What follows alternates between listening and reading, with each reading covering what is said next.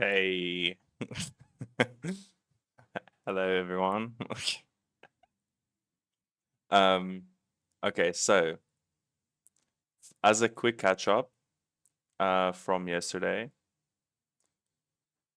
we spoke about um, finishing the donut. Um, there was a chatter that linked me a lot of cool tools to use. Um, I did a little bit of exploring.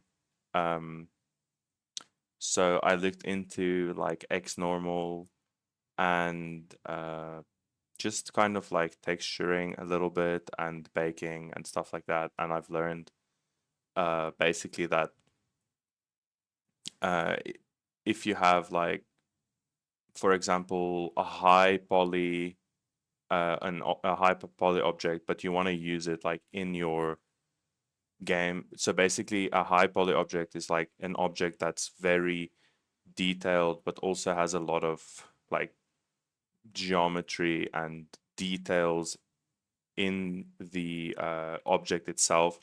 So if you were to export that or import that into something like Unreal, you would actually end up with like using more performance than you have to calculate certain like lights and things like that on this object. Or what the texture would look like. I think that's sort of how I understand it. You would use a lot to, for this object because it's so like very detailed. But when you do like baking, you essentially can get away with dropping the physical details on the object mesh and then putting a like the detail that you would have on the high res object on top of the low res one. So you basically, if I remember, it's called like baking down. So you would have your high res object and you would bake it on top or down into or onto the low res image. And that would give you the same detail as the high res object, but it would cost a lot less um, because it's physically a much lower uh, detailed or less detailed object. I think that's sort of how I understand it. Um, so yeah, I haven't touched textures. um, at this point, I'm trying to, or we discussed that I'll be trying to model it like a door and some basic other furniture objects like a chair, a desk, etc. And then we'll basically go through the process of creating it, texturing it, and then seeing how to make like a baked down version of like a low poly, um, yeah, a low res like object, but with baked down textures. And I looked at some things, and we'll get into like unwrapping with, I think it was UV maps, and so there's a lot of things that I don't know yet, or that like I've seen it, but I don't know much about it. So um, yeah. So, but first, let's get the door modeled, and then we'll sort of get into the rest of it. I did watch like a bit of this video by this guy called CG Essentials. It's so I got up to here. I just wanted to kind of see what's like the gist of it, and then see if I can kind of figure it out from there. Um, and then maybe if we get stuck, we'll go back to the video. So that's what the idea I have in my head for this. Let me just move this a little bit.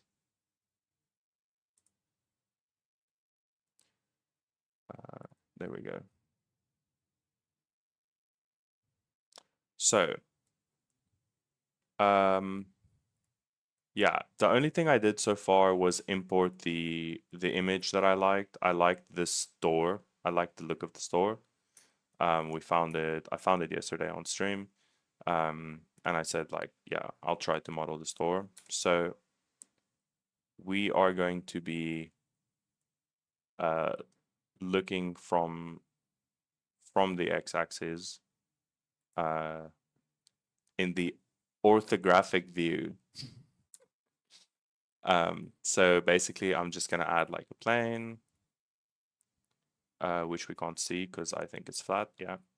So we're gonna align it once we're here. Can we press F9? Yes. Okay.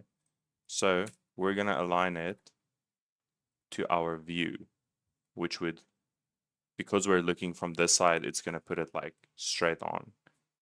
So okay. Then basically we're just gonna like scale it down so it'll fit actually into the door. So I am gonna assume that it's like going a little over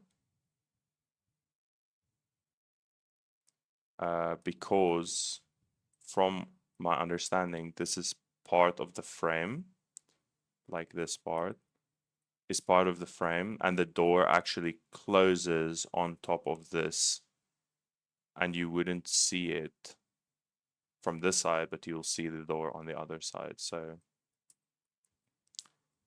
we'll make it that size. So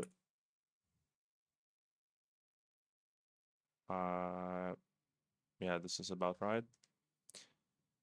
And then I did look up the height of average doors, and they say that they're about was it, I think 80 inches, the average door, and in meters that's like 2.043. I I did make it 2.043, but it doesn't care, I think. Oh wait. Oh, okay. No, that's fine. Okay. So yeah, we have our plane, and we're just gonna kind of try to get it there.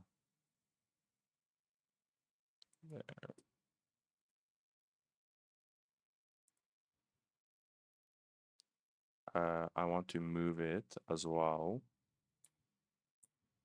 a little bit that way.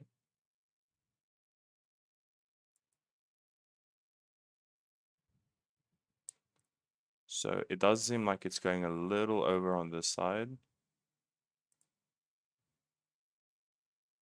Um,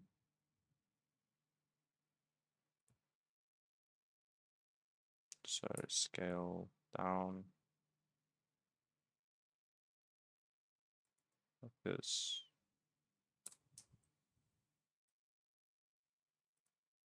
Yeah, we'll fix the rest now. So we're gonna go, I think, edit mode.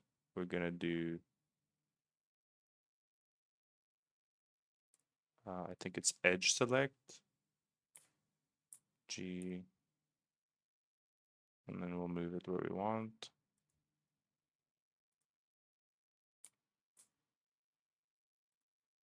Yeah. Right. So like we have a basic shape.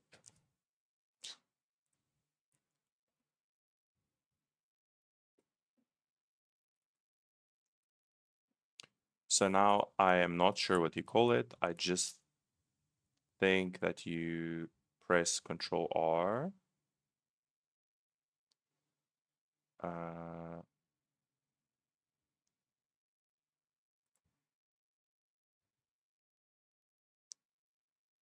so let's do the outside first.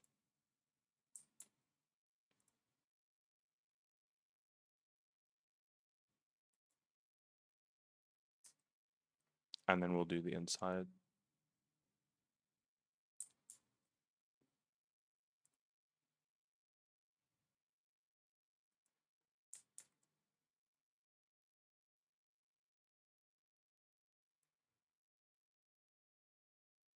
And then the bottom part.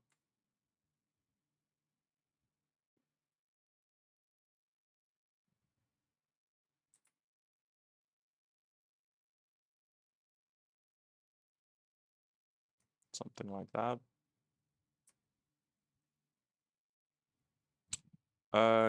Actually, while we're busy with this, let's just add the inside lines too.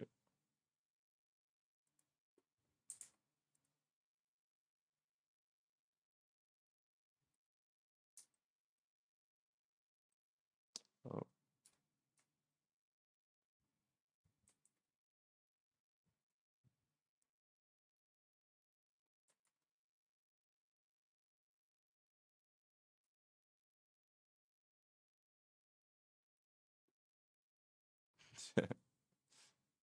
Okay.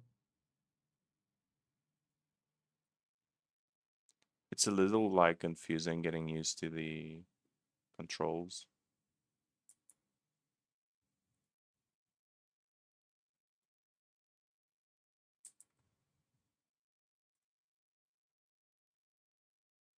Okay. Then we're gonna go to face select, and we select like this.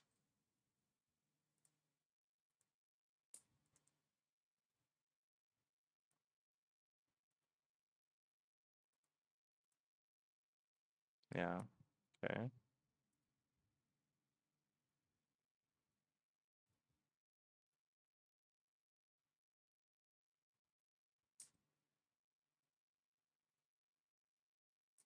Right. And then we're gonna bring it up like towards us. So we're gonna do extrude on the x-axis.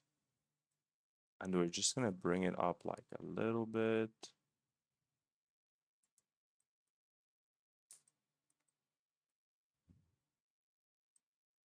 Just so you can kind of, maybe we'll do a little bit more. Just so you can kind of see, it's like, what is that, 0.01. In centimeters, it'll be like, what's like 12? No, not even. Like just a few, honestly. Like,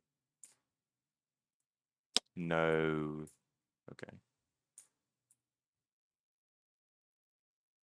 So it's maybe like this, something like that, I think. Not a lot, just a little bit.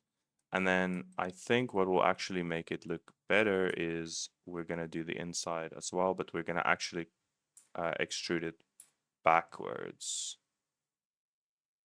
also by a little bit. So we'll do like, mm, maybe like this.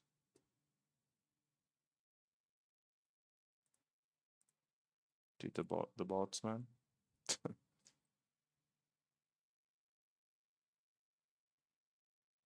Maybe do slightly more, like,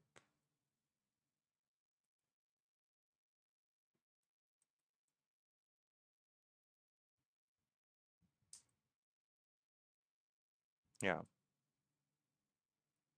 So basically, we would have like a raised edge around with a slightly collapsed inside. I think that works pretty well.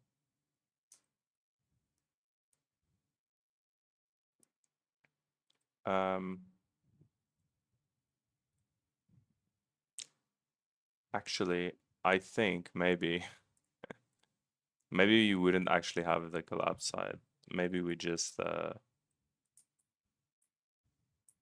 keep it like that, and we keep, or maybe, yeah, I'm not sure. We'll see. Um,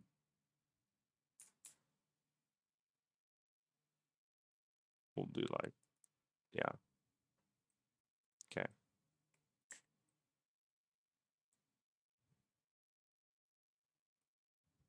Yeah, it is maybe a little in, like in, and then yeah. Okay.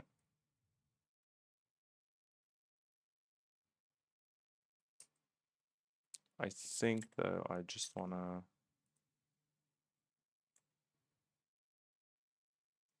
do this.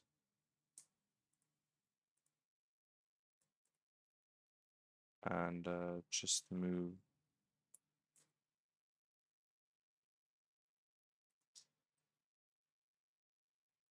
Can we move this? Yeah.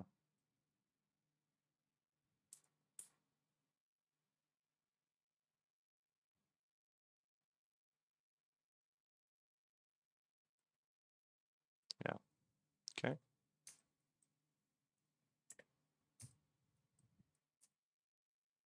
Okay. So I think that's it for our doors. Like extrusions. So let's see I'm just going to what he extrude it does. back enough that you can kind of see the detail in here, right? So this is giving this just a little bit of depth at the moment. And so what that's done is that's given us a general door leaf. So if I was to turn this off, for example, you can see that this has given us a general door leaf. But there's a couple things we still want to do. All right, so now what we want to do is we want to add a little bit of a bevel. Doesn't have to be too much, just a bit, right? So there's a few different ways we could do this. It's really easy for these central objects, right? So these objects right here, that's pretty simple to do because all we have to do is just select the outside of them, right? And then activate the bevel tool. So you can just do a Control B, move your mouse, and eventually it'll start giving you this bevel. So there is a piece in here that I don't really like where this is beveling these to the inside and adding this additional detail. It's not my favorite thing in the world, but for what we're doing right here, I don't think it matters. If you guys know an easy way to not have that happen, let me know in the comments down below. But so beveling these is really easy. Beveling the others is a little bit trickier. It's not too bad though. I'm going to tab into edit mode on this. And for me, all I've been doing is I just use edge select mode. So I'll click on an edge like this one. I'll just hold the control key and click. So I'll click to here, and then I'll click to here. Because what Blender does when you select an edge and then hold the control key and click is it finds the fastest or the shortest distance between those points, right? So then I can hold shift and select this, and then do the same thing. I can just hold control and click on these edges. So what it's doing is it's just finding the fastest path around all of these. So hold control, click, hold control, click. And so it's allowing me to select all of that edge geometry just by doing that. Control click. And then finally, we'll just do a shift click, control click, control click. So what that's done is that's allowed us to select all of this geometry. I think we've got all the edges in here. We may be missing a little bit over here. So we'll just make sure that we add those as well. So now all of these edges, or most of these edges, click. So let's actually see what it did. Do a control click here. Because I don't think that we'll do this. Let me hide the door reference and then we'll see. See, I think ours is just flat. It's just like a flat thing with a raised edge. But see, I think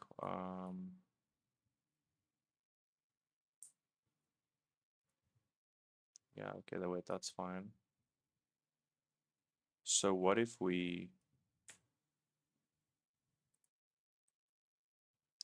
selected these faces and we beveled them?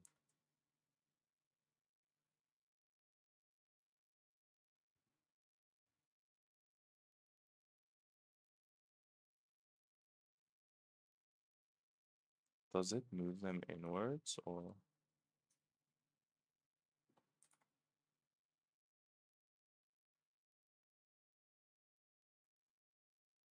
Oh, it's coming out. Here it's coming out. So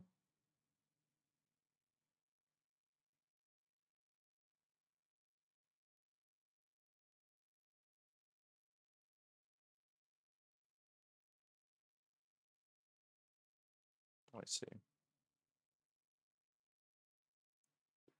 Okay, that's interesting. If I was to tab into object mode, you can see how this door looks really good. Well, now let's go in here and let's model out our frame. Do a control click here, whoops, undo. We want to make sure this is going all the way around our perimeter. See. Now you can see how I have the edges on both sides of this door. What we're going to do instead is we're just going to take the whole thing. I'm just going to tap A and I'm just going to do a Shift D to duplicate it. So I'm going to move it this direction and I'll just tap the X axis to make sure that I'm moving it in the proper direction. So I'm going to move it this way, really whatever the thickness of your door is. So maybe we'll move this, call it 2 inches for right now. So I think, let's see.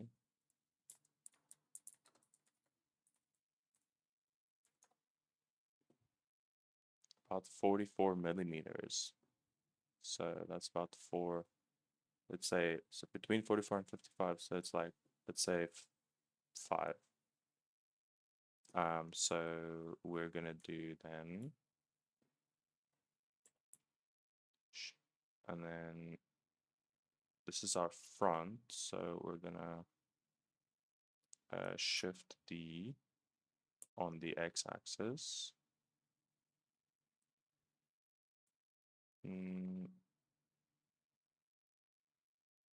So we said 5.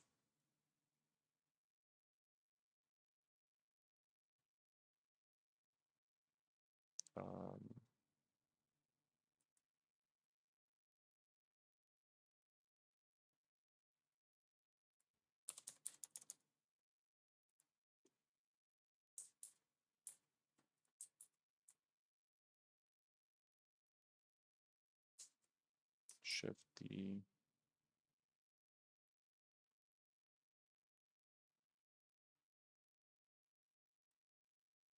About here, I guess.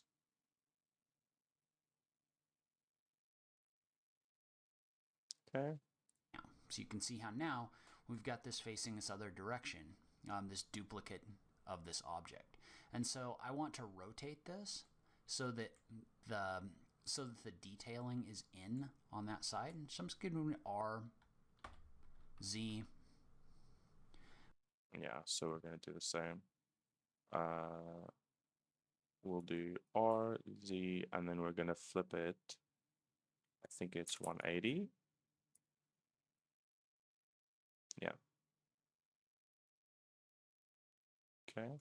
And I think what he's going to do is we're going to select the edges and then he's going to like join them. So it's kind of hollow inside. So I'm just going to rotate that 180 degrees. And then all we're going to do is we're just going to select the edges and we're just going to fill between them. So in order to do that, we're just going to type 2 on our keyboard. We're going to select one of these edges. We're just going to do that same thing that we did before. So we're going to hold the control key and click, click, click, click in order to. So he did 2. Hold the perimeter. In order to do that, we're just going to type 2 on our keyboard. We're going to select one of these edges. We're just going to do that same thing that we did before. So we're going to hold the control key and click. Oh, I see. So it's like this, and then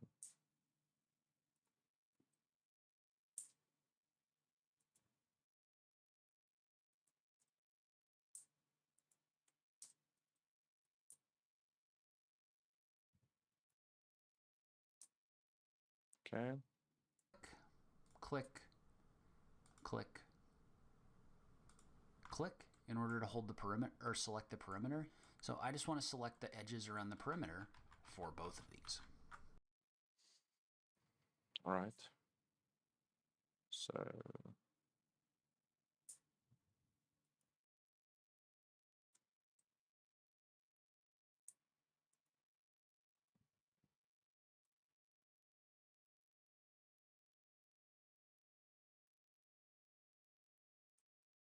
all right. So we'll do a shift click, Do a control click here, control click here, whoops, undo. We want to make sure this is going all the way around our perimeter. But now you can see how I have the edges on both sides of this door selected. So what I want to do now that I have these selected is I just want to right click. I just want to click on bridge edge loops. So what that's going to do is that's going to create a face in between the edges that I have selected. Ooh. So notice how now what I have is I have a solid door with that detailing. And if I was to tab into object mode, you can see how this door looks really good. Well, now let's go in here and let's model out our frame. So we're going to do the same thing. I'm going to add the frame as a separate object. I like to keep these separate when possible. So I'm just going to do a control, I'm going to do a shift A, mesh, plane. I'm going to align it with my view. And then for this one, I'm going to align this with my door frame, right? So I'm just going to tab into edit mode. I'm just going to move this out so that it's aligned with the outside of my frame. I'll do the same thing over here. There's a few different ways you could do this, actually. You could probably extrude something as well, but we'll go ahead and do it this way for right now. So I'm just going to move this up on the Z-axis, move this down on the Z-axis. And we can align that with the bottom of our door. That should be fine. So now, I'm just going to add. Okay, so we'll do the same. Ooh, yeah, okay.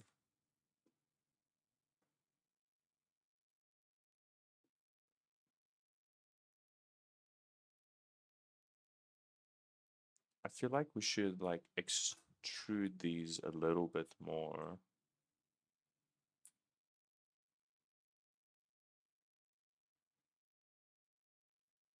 So we'll do face select.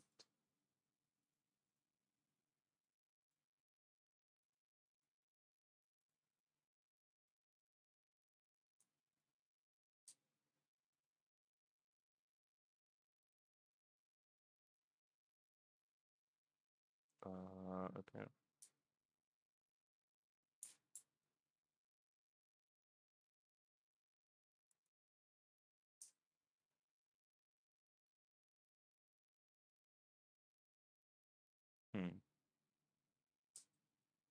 Okay.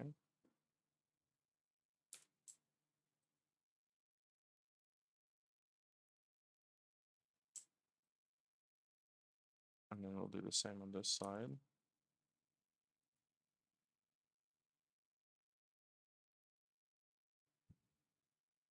Oh, I see. Okay.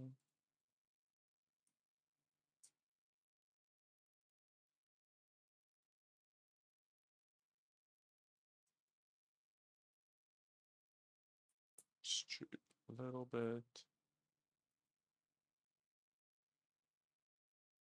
I should probably have done this before I duplicated it. Hey, I'm good. How are you?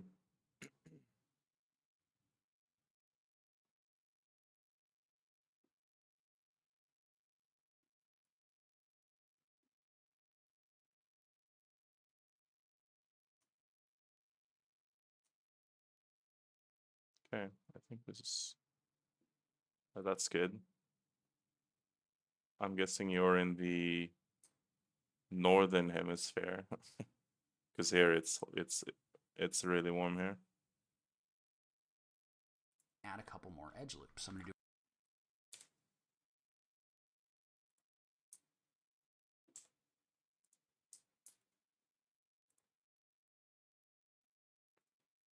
we're gonna align to view.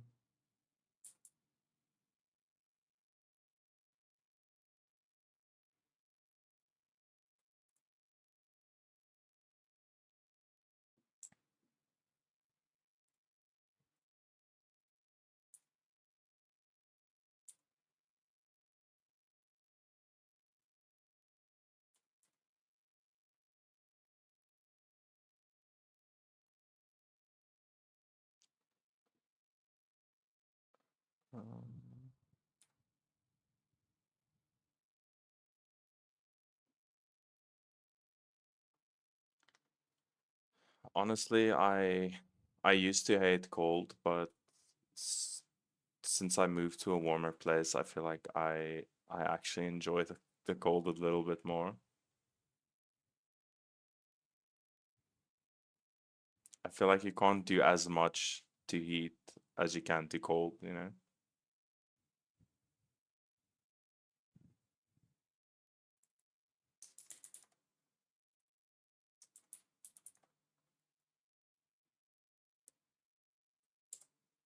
Oops. Okay. Do a Control R, add an edge loop. Up here, we'll do a Control R. We'll add an edge loop over here. Notice how this is actually snapping to my door, which I think is actually really good because that means that I'm going to be aligned when I finalize this. Now, I'm just going to come in here, and I don't need this piece of geometry in the middle anymore, so I'm just... Okay. So we are going to add something here.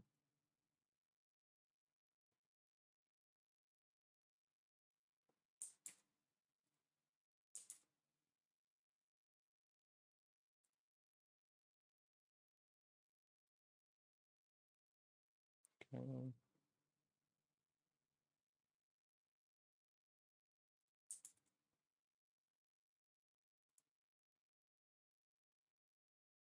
Just like that.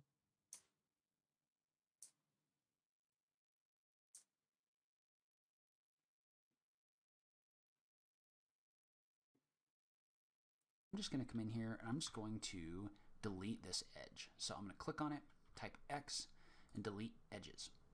So what that should leave me with... Okay, let's see. So we're going to select this edge, delete edge. Okay.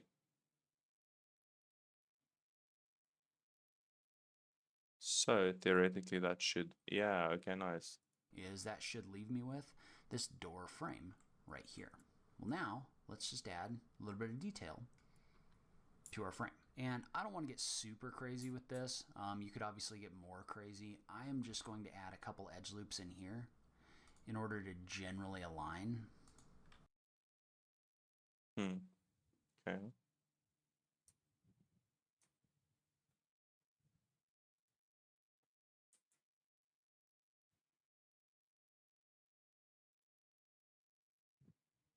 So like that, and then one more like this.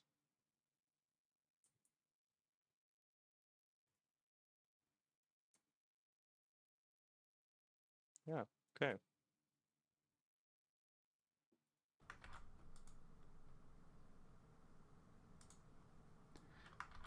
With the detail that's in here. And so we're going to go ahead and call this good for this door. So you could definitely get more in depth. You could probably even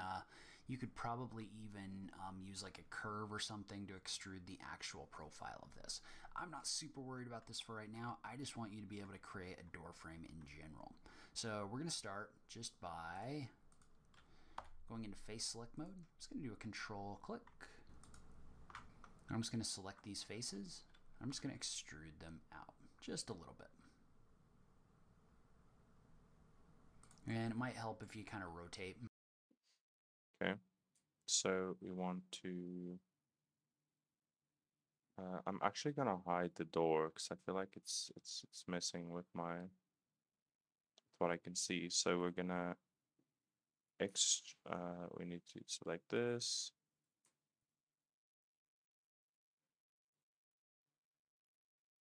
And then this, and we're just gonna extrude a little bit.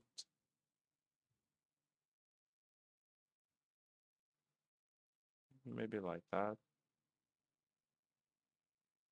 And then I think we're gonna do this. Also extrude, but just a little bit. So it makes like a layering.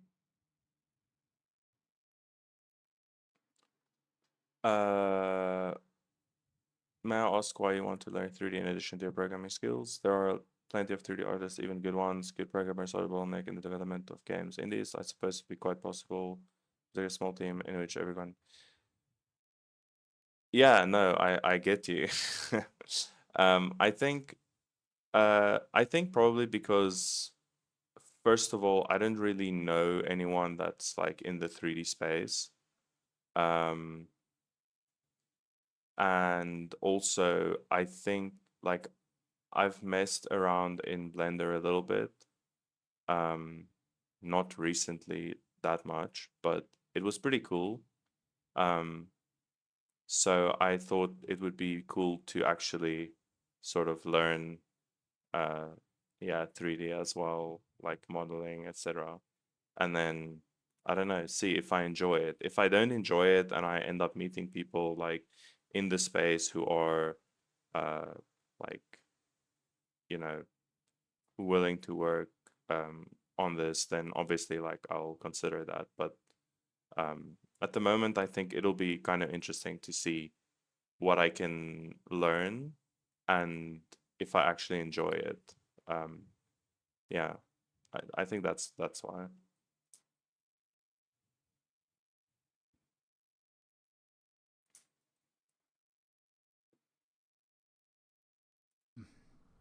In order to do this, we'll just extrude this one out a little bit. Then I hope that makes sense, or if it's like a good reason, you we'll know. extrude this one out just a little bit. All we're doing is just giving this a little bit of out and in, right? So that it's not just 100% flat in here. So I'm not really worried about too much other than that right now. And so we've got our frame in here, and for our frame, let's say that we wanted to, let's play around with a bevel modifier. So let's just add a bevel modifier in here. What that's going to do is that's going to allow you to adjust the bevel without you having to do a whole lot in here. So I can just adjust this bevel with this modifier. So you don't have to do it this way, but you can see how that gives you a little bit of extra detail around the perimeter when you do that. And you can also adjust the number of segments that are in here. So you can adjust this. Yeah, that's cool. Let's see. Um,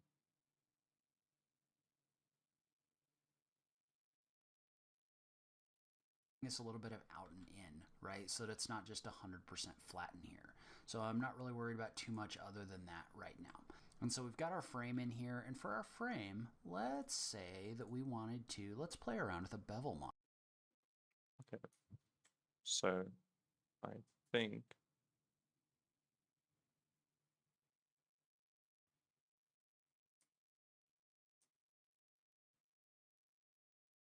I'm gonna remove the wireframe because I'm struggling to see. Sorry, the X-ray. So let's add bevel. That's cool. That's pretty cool. I don't know if I like that. Um,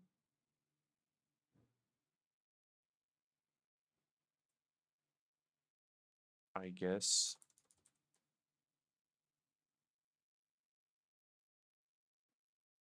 Hmm.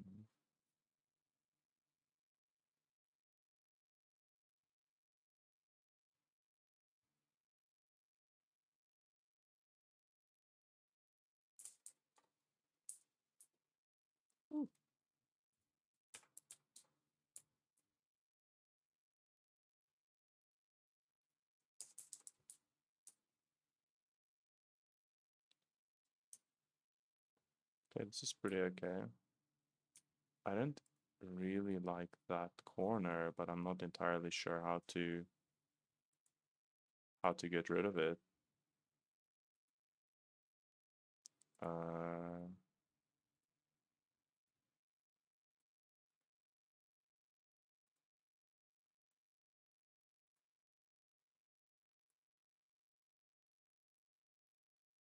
okay.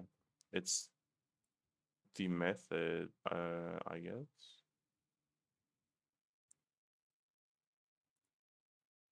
Um, I understand you. If you learn Blender, you will inevitably network in the communities and get to know the right people. I don't have much interest in guests myself, but what I hear from my corner is a lot of interest from others. Yeah, I think I had a guy that came in here yesterday. And he was like talking about Blender, and he was doing like he was doing modeling. Um, so like we talked a lot about like different uh like softwares and things. So I guess there's already one person, right?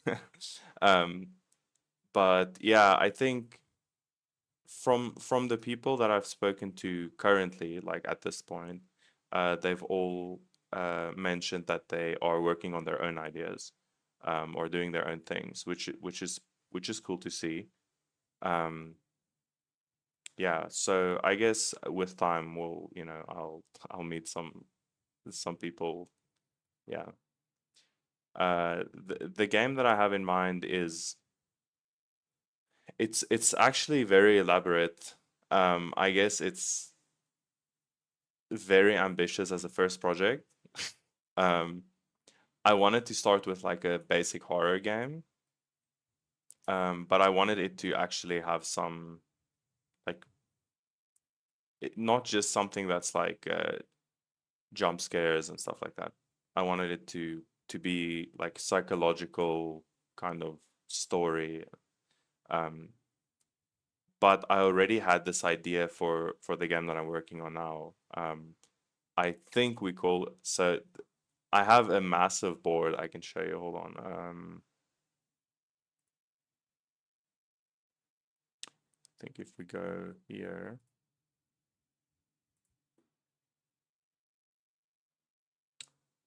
um,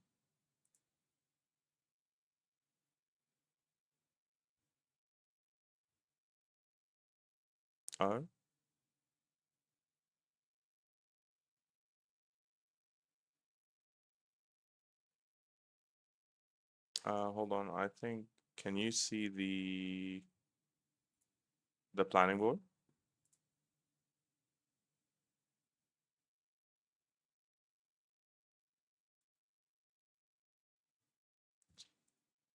So yeah, this is like I spent like 1 or 2 streams on this, um, and then also some in my free time, which is basically like a massive like board detailing the overview of the game. It's like yeah, we did like a little bit of planning. um, so it's basically like a sandbox, not a sandbox. It's like sandbox-ish open world RPG game that has elements of like base building, crafting, survival, and then city building.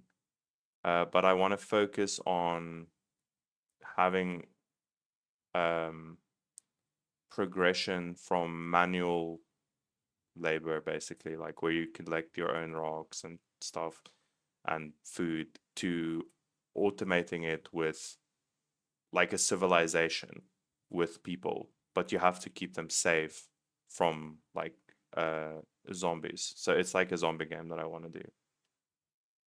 I made a small like short video on YouTube. Um, thank you for the follow. um, so I made like a short video of this on YouTube where I explained it.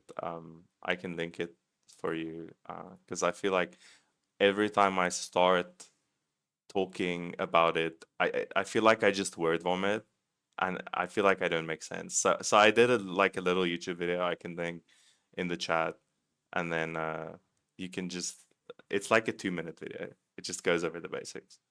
Um, but yeah, it's a pretty huge project, I think. Um, I've had thoughts that was like, okay, this is like daunting, But I think if you just kind of keep going little bit, like bit by bit, and then I feel like it's gonna be fine. Uh, I'll go back to the Blender because let me see. Okay, now no Blender anymore.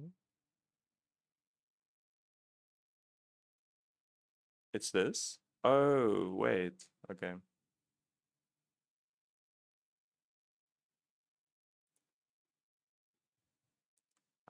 There we go.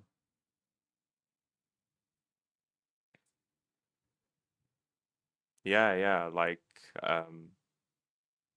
I think when I think of psychological horrors, the one that stands out to me is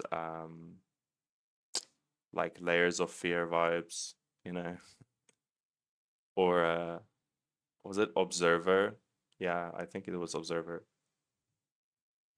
But I liked Layers of Fear because they're like jump scares are cool, but I want to be scared by like the content, you know, or the tension.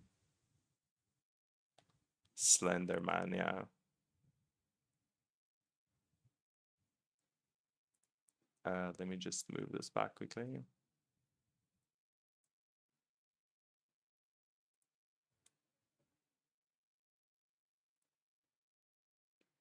There we go. But this one, yeah, so that was gonna be the original idea, but then I thought if I'm gonna go like all out content and try to actually do something big, why not just do this and just see what happens, you know? So yeah, that's kind of where I am at the moment.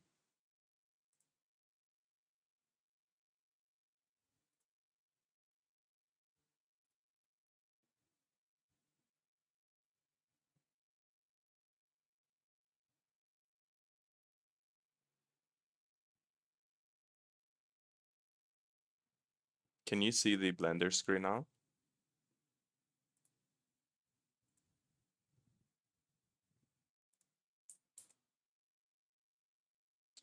Uh, okay. Yeah, I think it was because I changed the name and then it dropped the window because like yeah. I'm very new to like streaming and everything, so there's like a lot of I feel like there's a learning curve, obviously, you know. So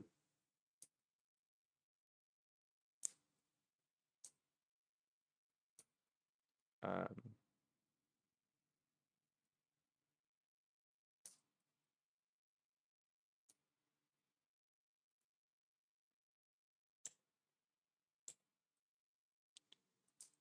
so I think with the store what I want to do is on the other side because I need to replicate this or I need to bring it over.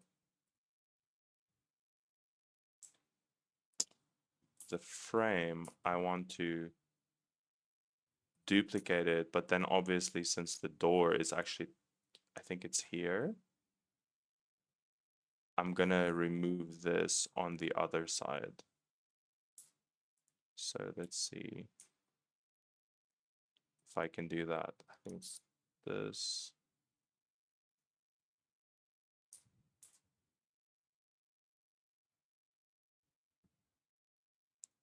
Kind of line it up like that.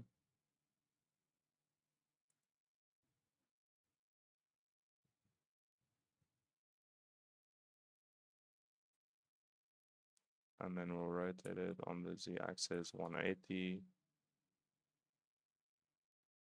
And then I think we just join. Um,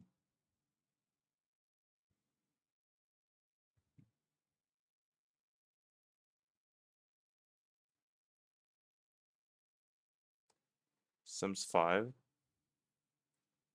What about Sims 5?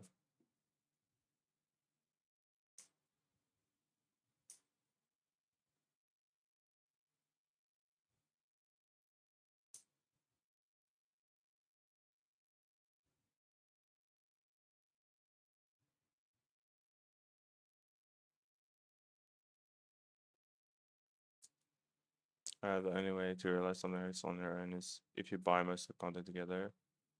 Yeah, so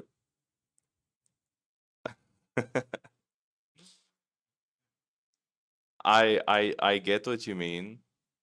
Um,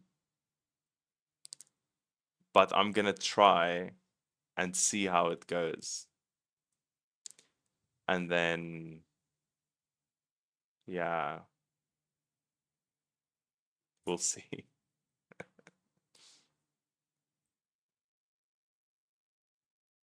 I guess the worst that can happen is I just don't complete it. Um,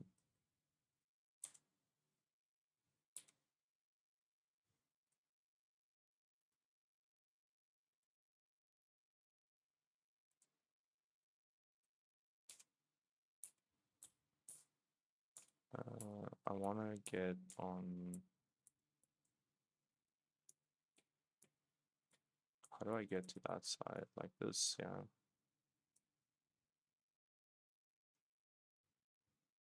So I want to select this part and then just bring it.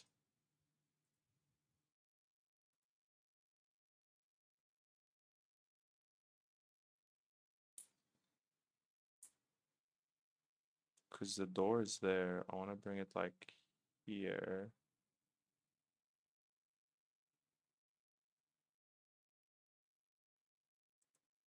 Like that. But then I need to hide the door because these are not necessary.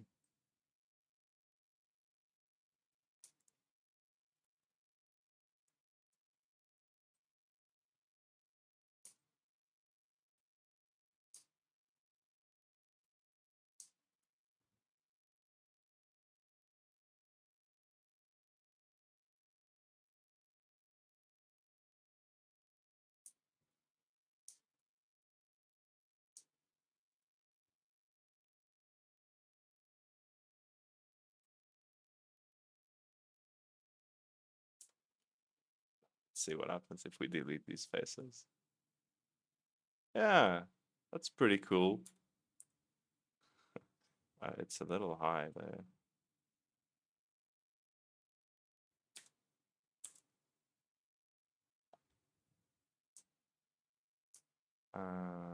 Like this.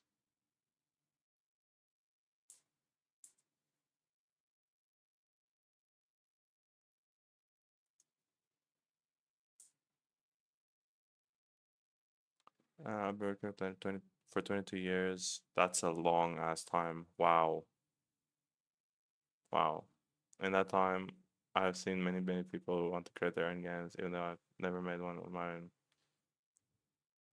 You have some experience with it. Yeah, the failure rate. Yeah, no. So I think that's kind of why I also wanted to stream because I felt like maybe it's like an extra motivator.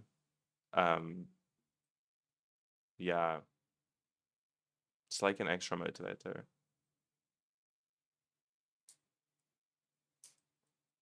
Like I don't know if it'll help. I'm hoping it. I'm hoping it helps. You know.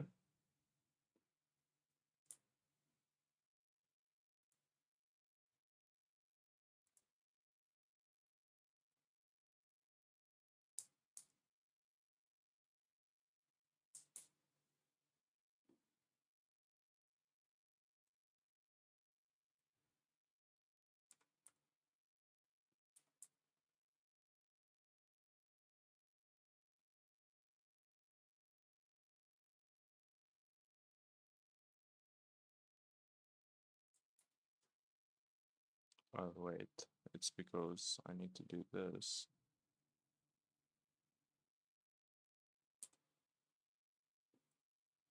Yeah, that's what I was thinking too. This like 22 years and I'm like here trying struggling to make a door, you know.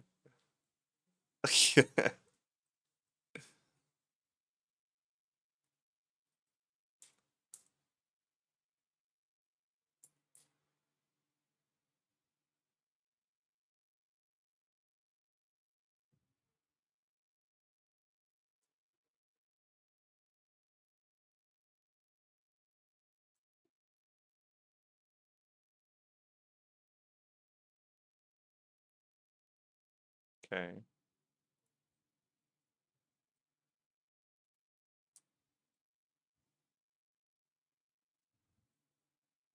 Because 22 years is a very long time to like work with something, you know.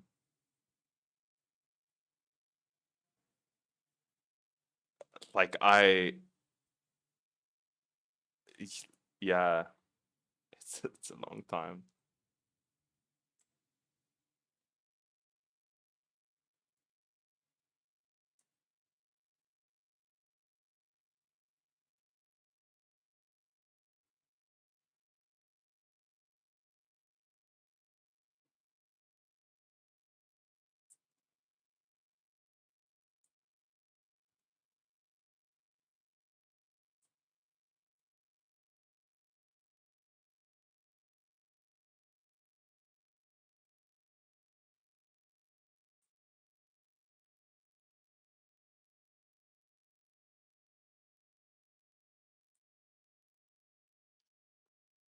Man,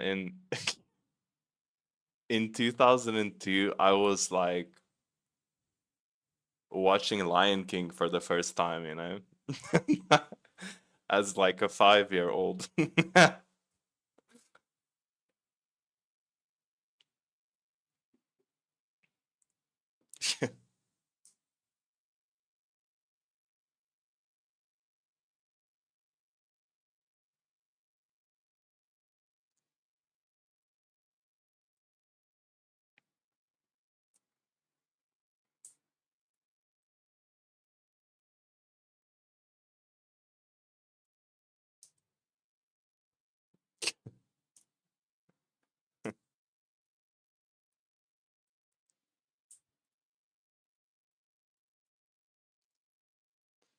Yeah, no,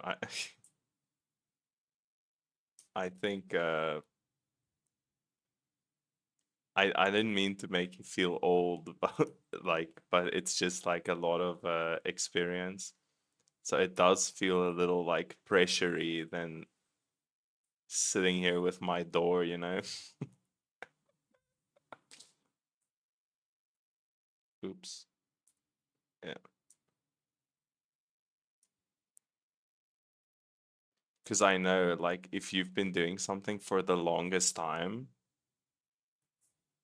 and you see someone like trying to do something that you do like every day, it's like, it's amusing at first, but I feel like it could become like kind of frustrating, you know?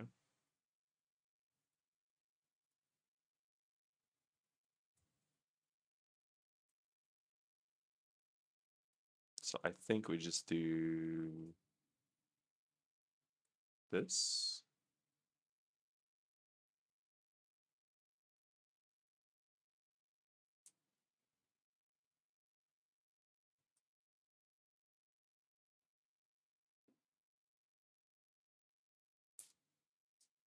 And then these, I want to delete these.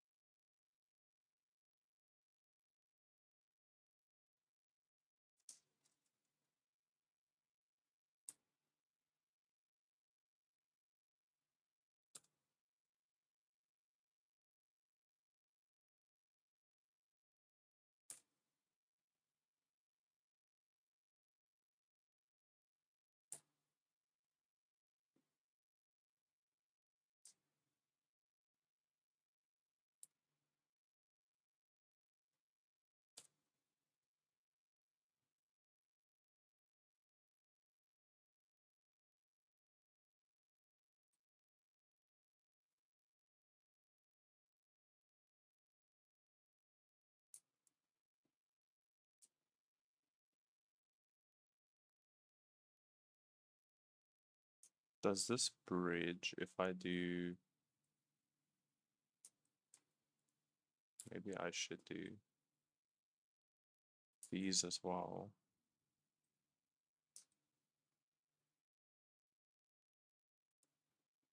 This one and this one, if I join them,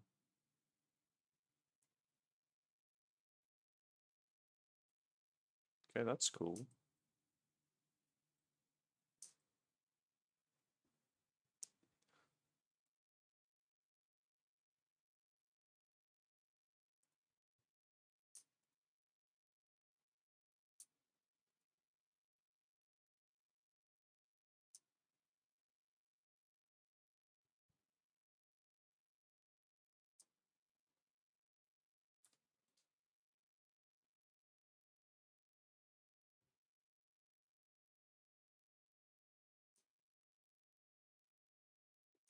Sit this edge,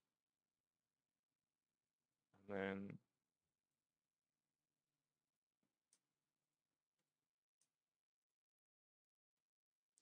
as a full stack developer, you would make jokes about my Python scripts. Probably. But then again, it's like I said, I think it's amusing for a while, you know, unless you have to like help them, then it can become frustrating, you know. But yeah, I do think it'll be like entertaining.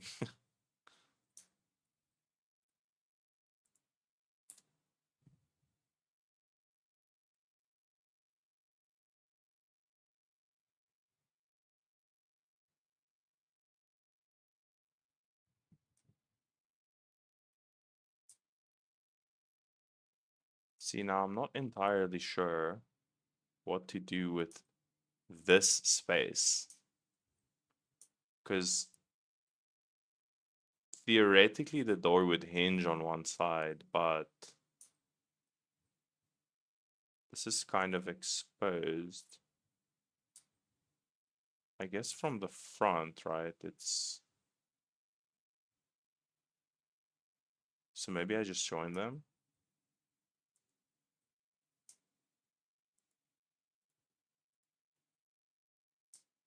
like all around.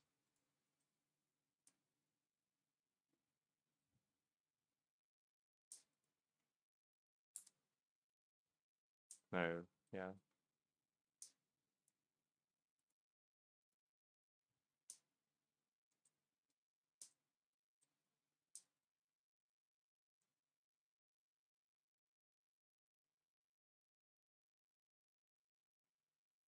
I, f- I feel like that's pretty decent.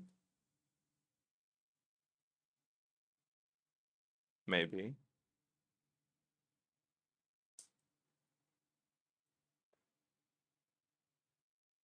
Okay, let's see if we put the door back.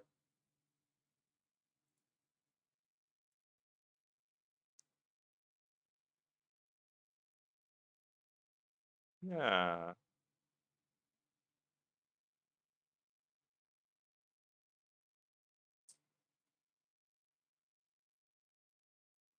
So on the one side,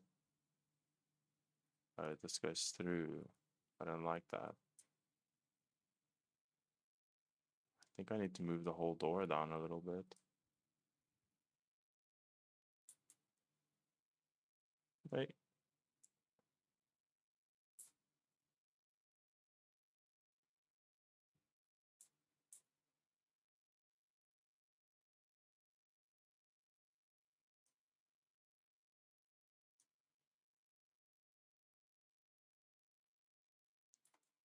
Little bit. Yeah.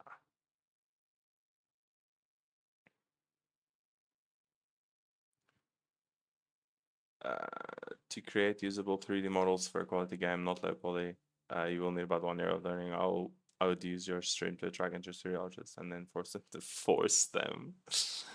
Force them.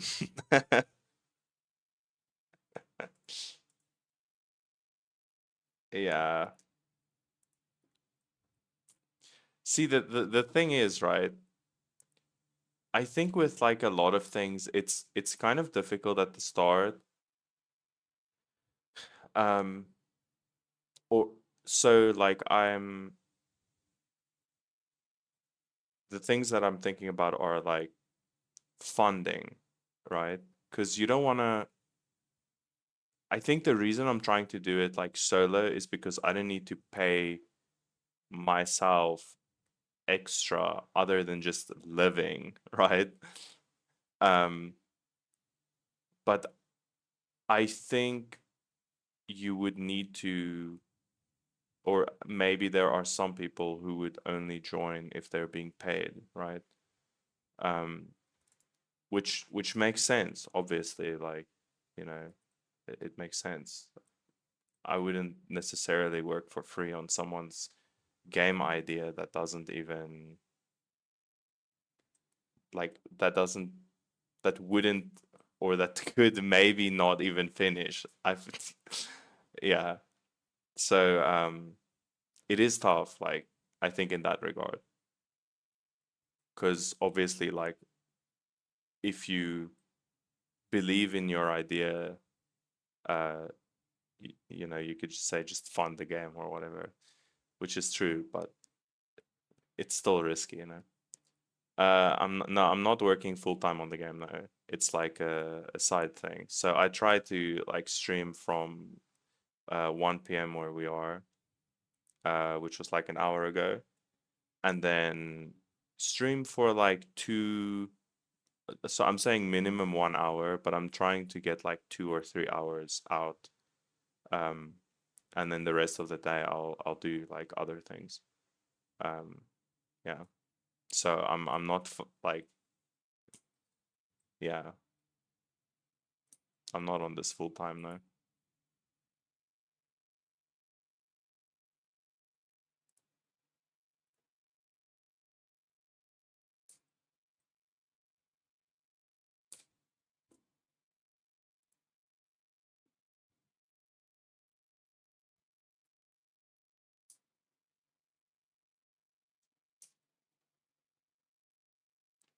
So now I'll do the door handle now. I don't know how that's gonna go, but we'll try to do a door handle. Or let's do the lock, the the keyhole first, and then circle.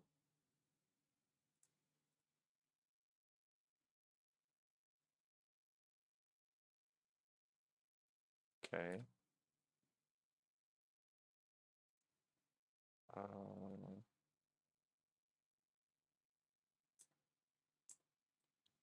Interesting. And then we'll put it like here.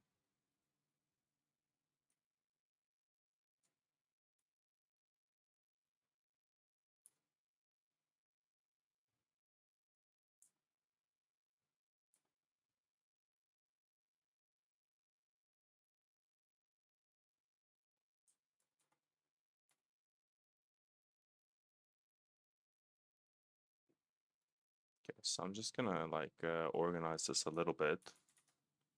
So we'll do the door, and then we'll do the door frame.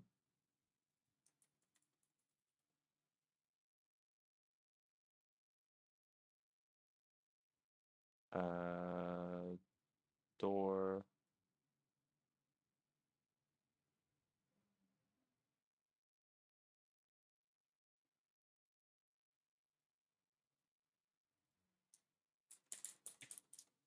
Door frame. And this would be the handle base. And then the keyhole base. I think there are many people who simply enjoy creating and see such projects as a joy of working together. As I mentioned in my experience, the biggest problem for such projects is having capable developers who can do much more than just to get put together a few simple blueprints in Unreal. That makes you interesting in hobby projects. Yeah, yeah, no, like I understand what you're saying. Um, I think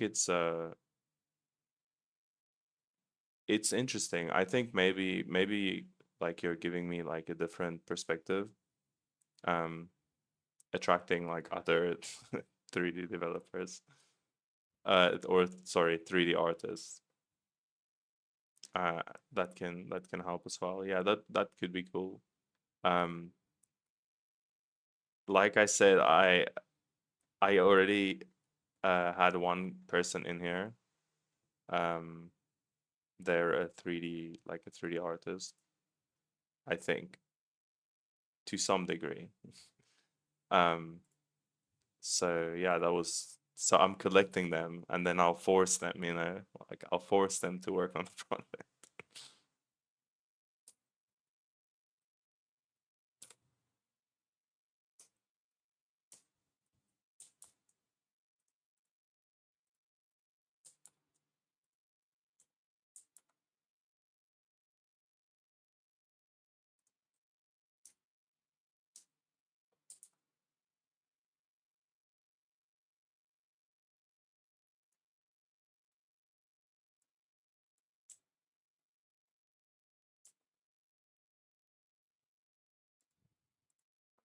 the face.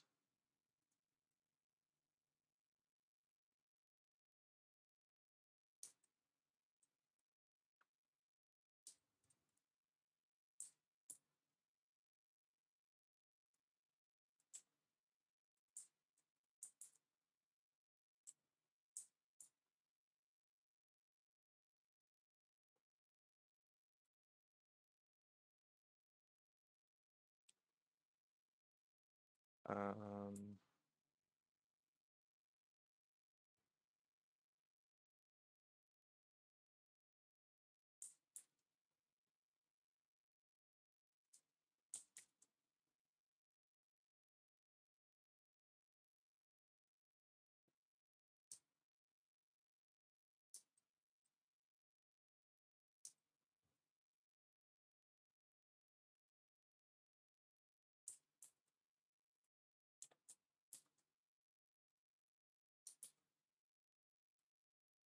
I want to see. Oh, that's terrible.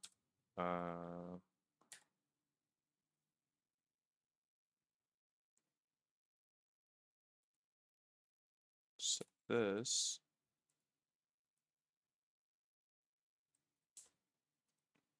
Okay. So that's. So if I did this and then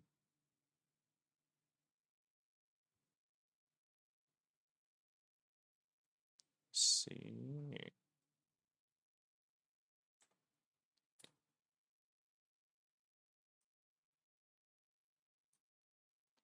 Actually think I have to put it like here.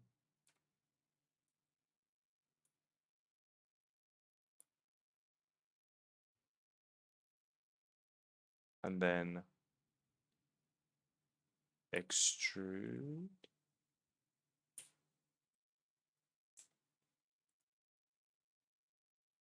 But I need to do the edge.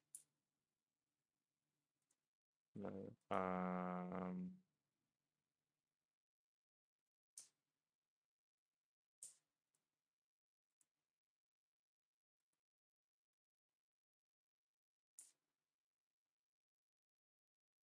Hmm.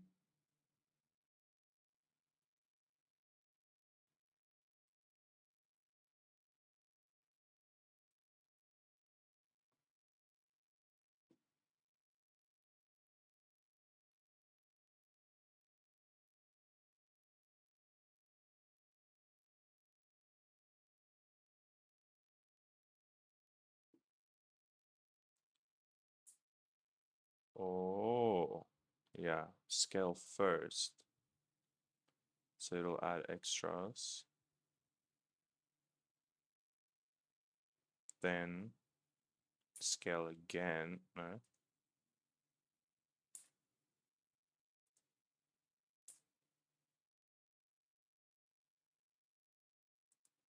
So extruding will create a new line, then scale on that line. And then I guess this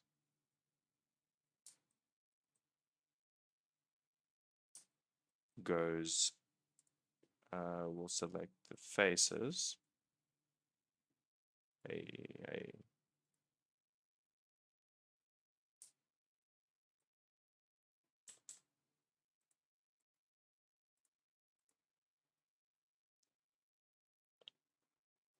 uh,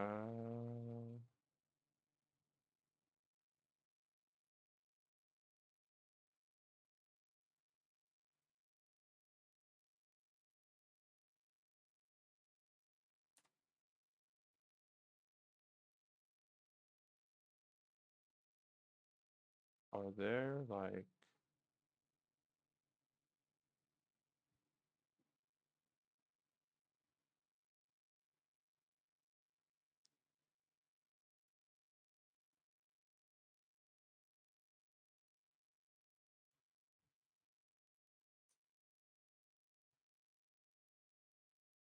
I think I messed it up a little bit.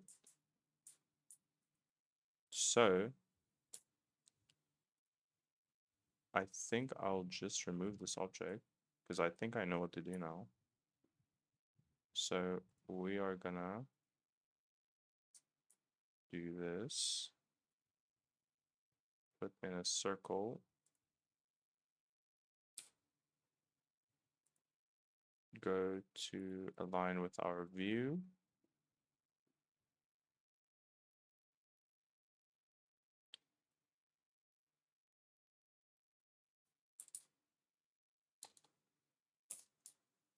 Now maybe like 12. We'll bring the radius down a lot.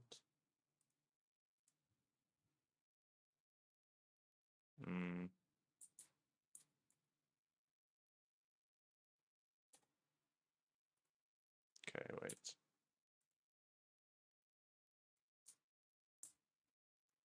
Circle. View.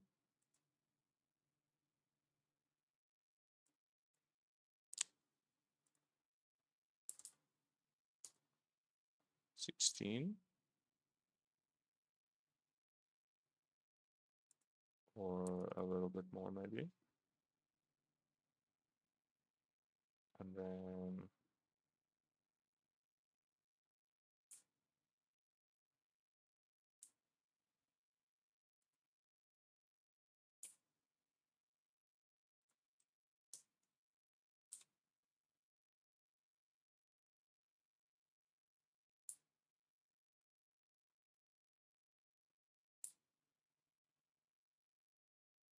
just like that. Okay. No. Smaller, so it goes there. Then in edit mode, I think we extrude once, then scale.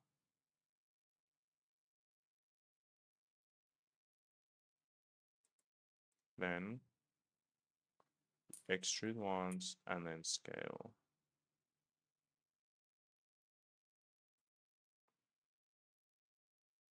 Then I'm hoping,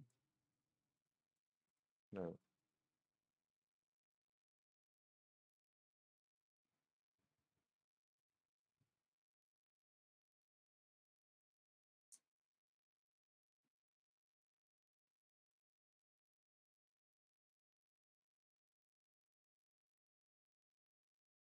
hmm.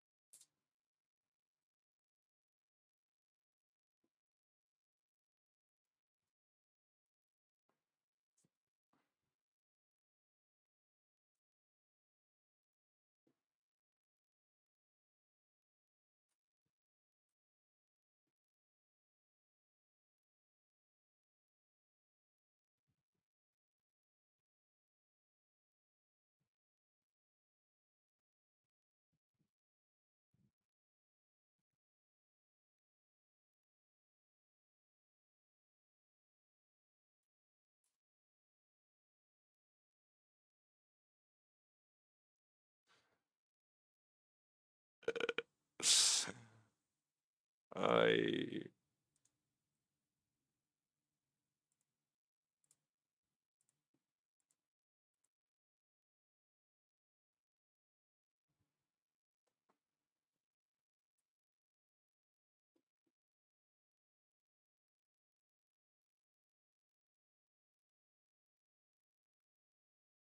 okay, we need to look this up.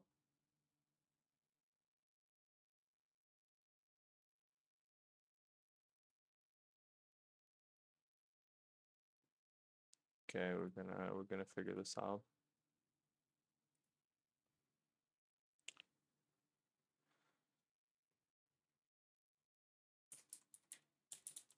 Extruding.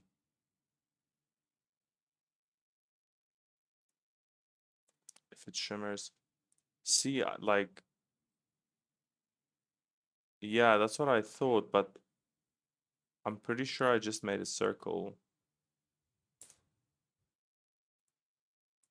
But did it make two on top? See, I feel like I'm not understanding the idea of the circle. Because, or maybe there's a difference. Wait, because there's this circle, and I think this one is a little different.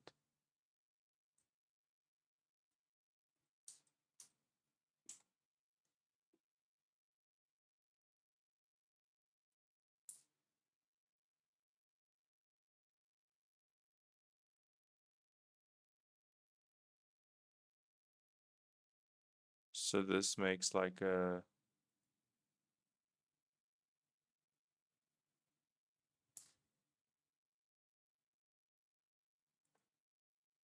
and then can I select the, interesting, inward extrude. So can it not, like, let's say I have the circle.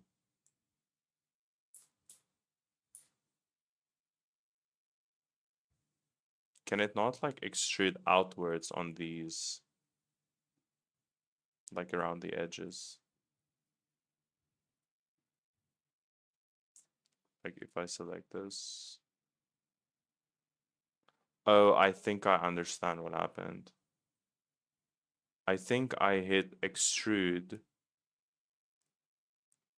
first, and then it made another like circle on top of the circle, but like on like next to it. And then this is why when I was clicking, it's like selecting the whole thing or something.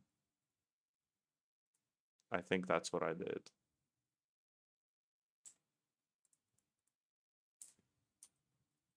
So I should do the inwards extrude instead. Thank you. I feel like that would have taken me a really long time. So we'll actually then move this down, put it here, then line up.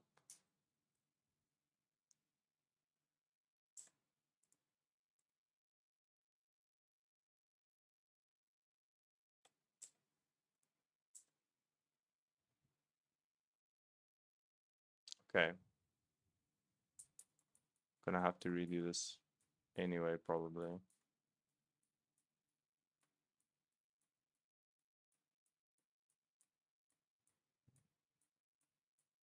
Before I do the inward extrude. It's fine.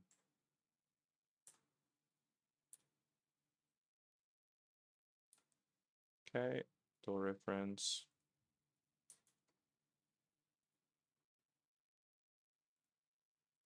View.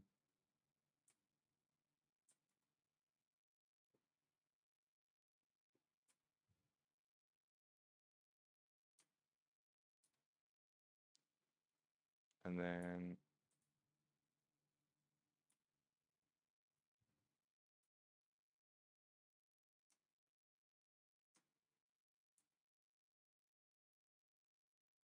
okay.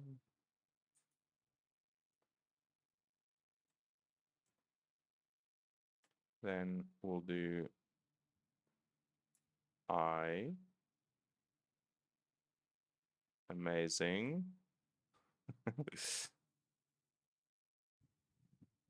And then this. And then basically, I think,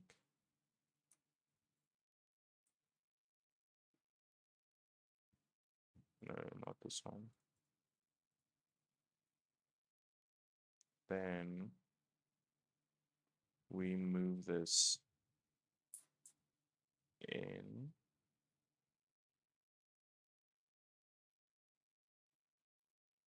No.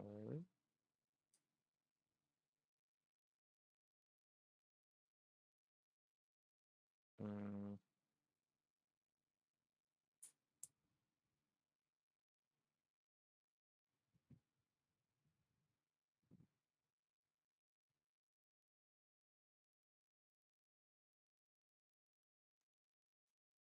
So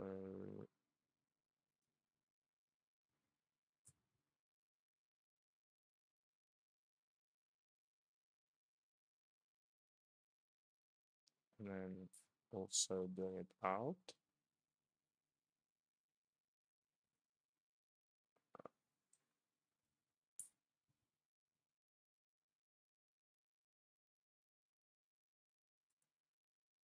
Something like that.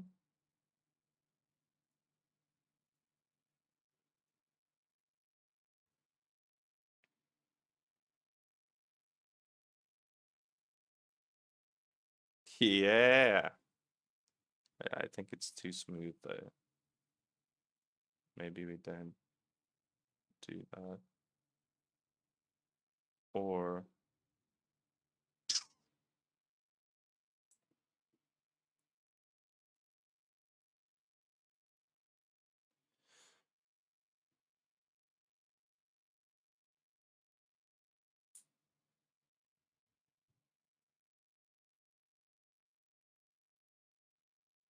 this.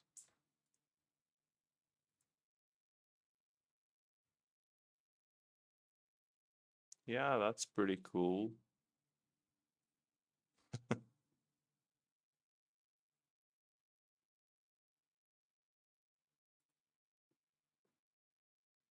Um,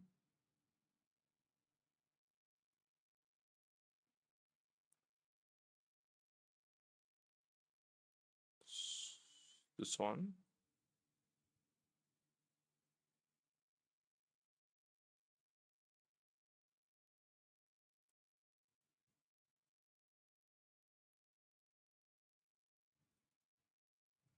So flat. Oh, okay.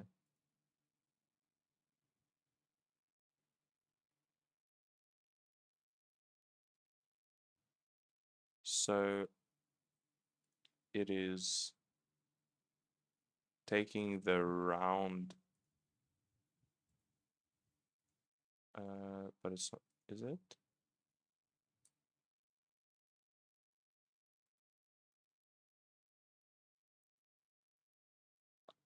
Okay, so it's taking the like these ones and making them slightly round while keeping the sharp edges, it seems.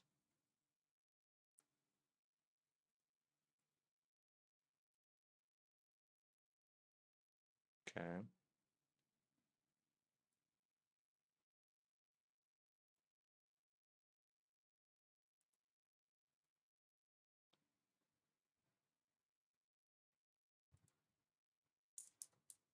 Okay. Yeah, okay, I see. So basically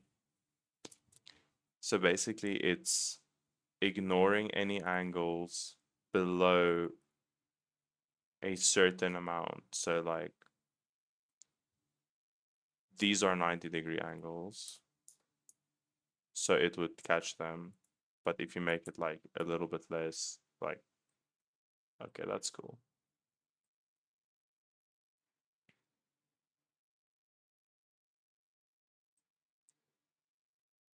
If I select an edge ring,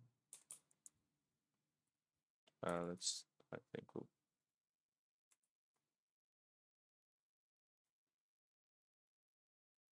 so if you select an edge ring, you can bevel it with Control B to give an edge roundness.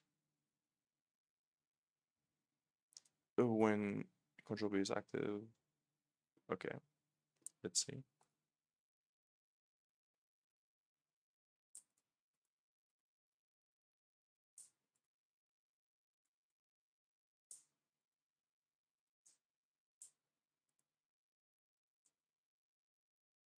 And then Control B.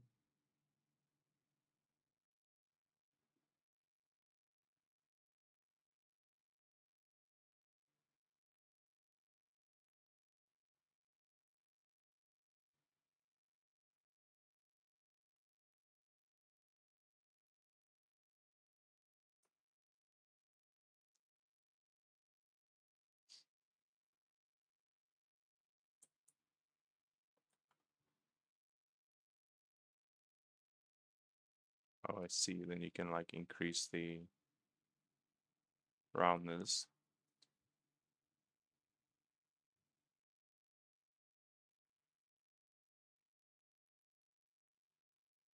I see.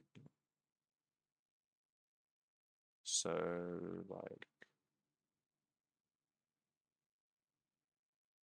maybe something like this.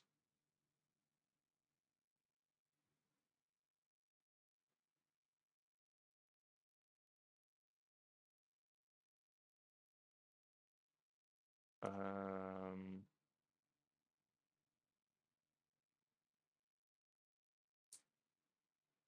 so then let's see if I do the outside.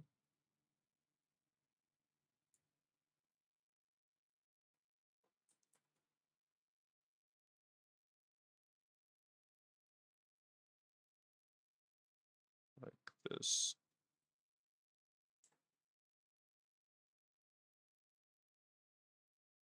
And then also, I guess, the inside.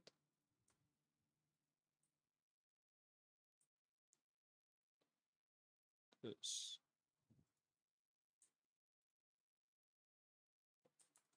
Control B.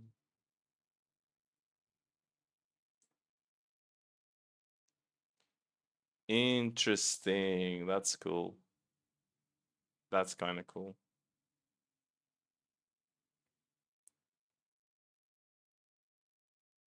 Yeah, that's cool. Oh yeah, I forgot about that. Let's see. Ah, that's cool, yeah.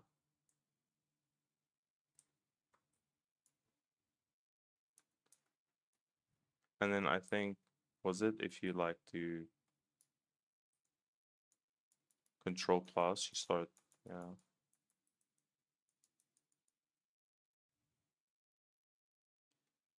Yeah, I did the donut yesterday, the blender donut of the what's his name? Blender Guru donut. Just to kind of familiarize myself with the software again. And that was like information like overload, you know. But the guy that was in here said that he didn't like Blender Guru.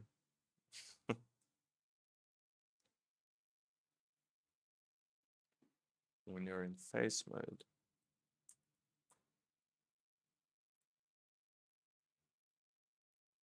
And select an edge with Alt. Oh, that's cool.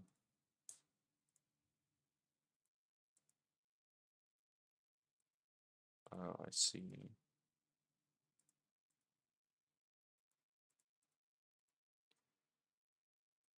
Okay. So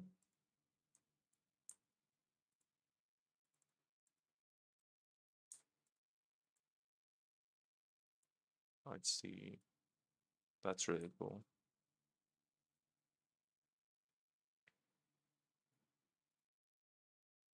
Okay.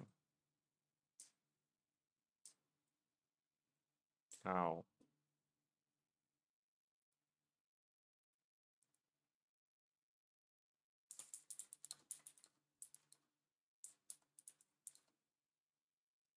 uh,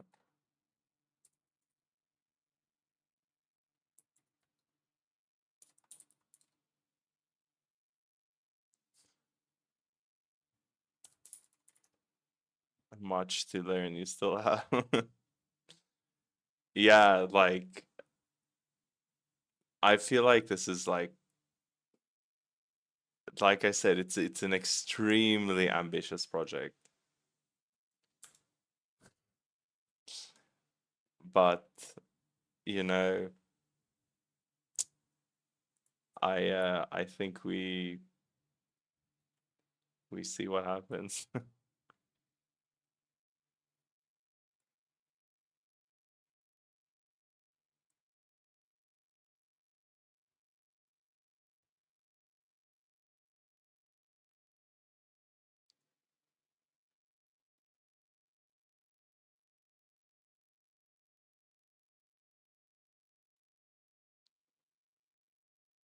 Okay.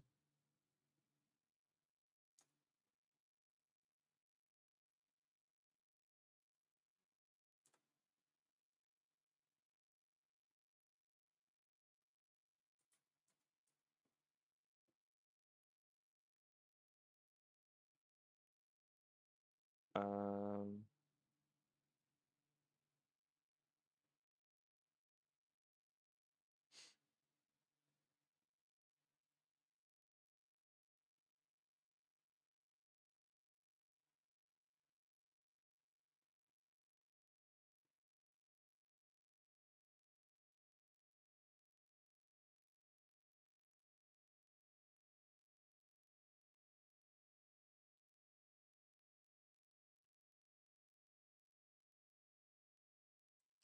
the knife project tool.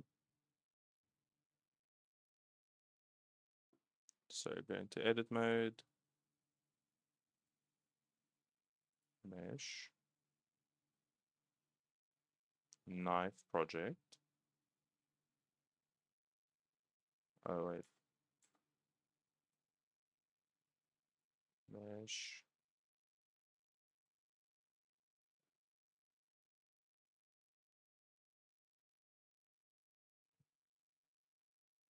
Oh, select the cutter object to click aside.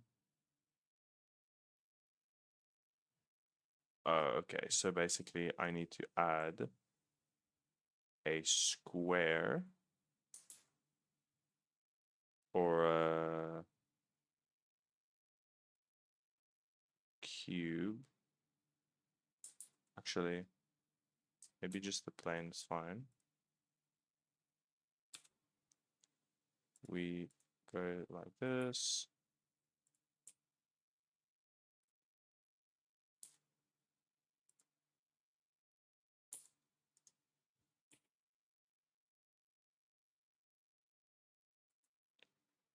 Let's see through again.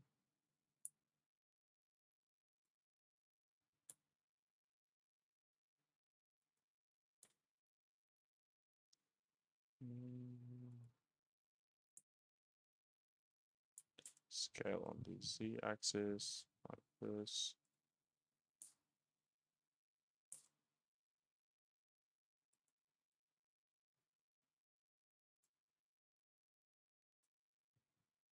Okay. Then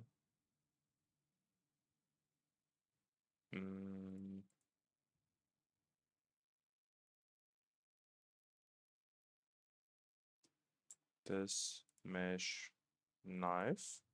No.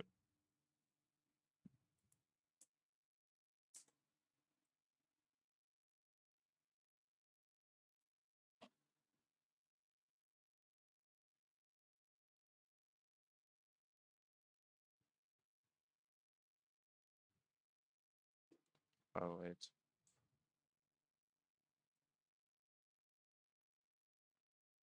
Select the object you want to edit, switch to edit mode. Control left click to select the cutter object.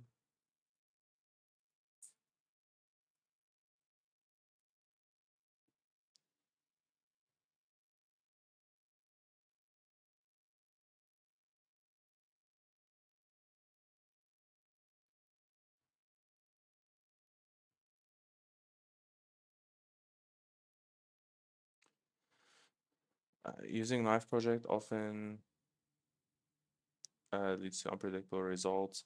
At best, you want to find other solutions. You can select two opposite vertices and connect them with J. If you do this twice rather than basically, you can also create a square.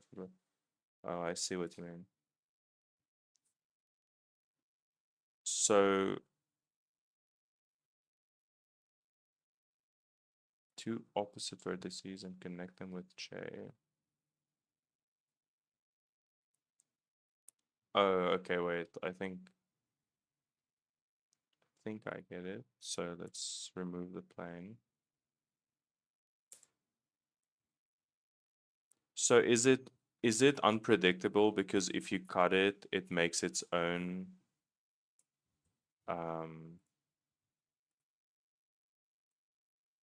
like new vertices and stuff?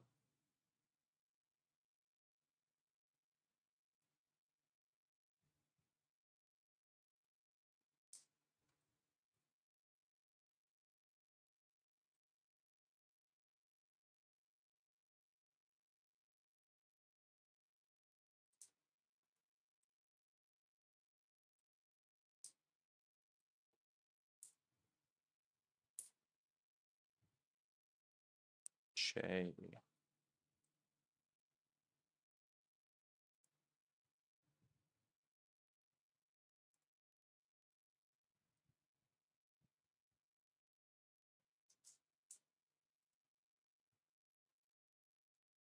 Connect vertex path.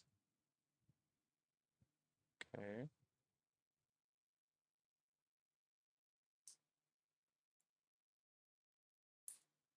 Okay. And then I think this, no, this one.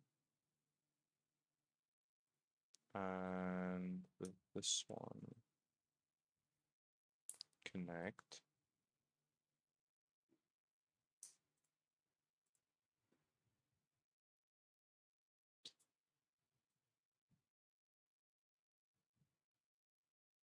Oh, I see. Okay.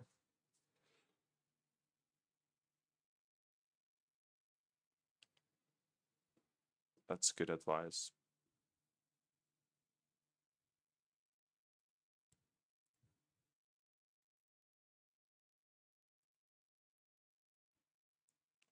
Uh, Let me see if I can do.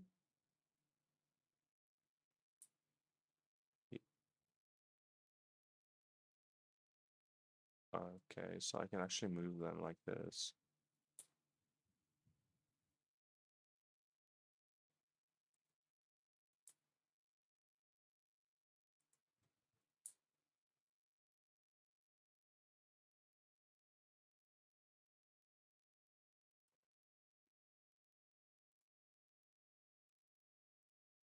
Oh, I see. Okay. So then, I probably want to move it a little to the center. To actually do the center like this.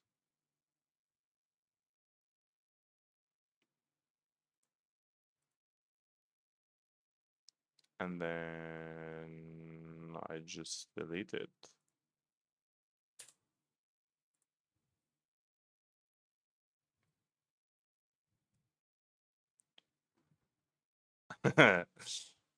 And then if we go back and we add the door.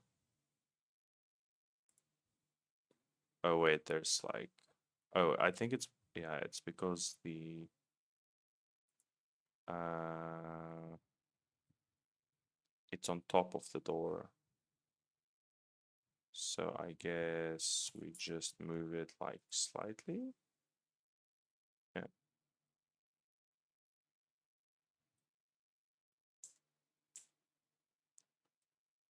Um, oh yeah, it's because of the door. So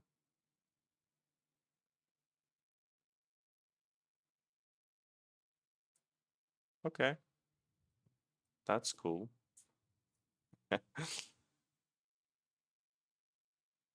Let me remove the reference and then we can see the.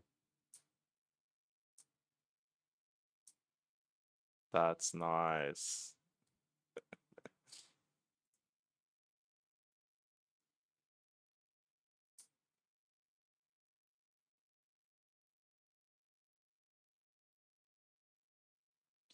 I like that.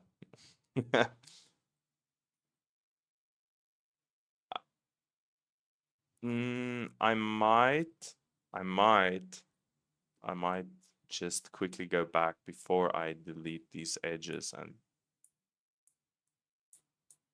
because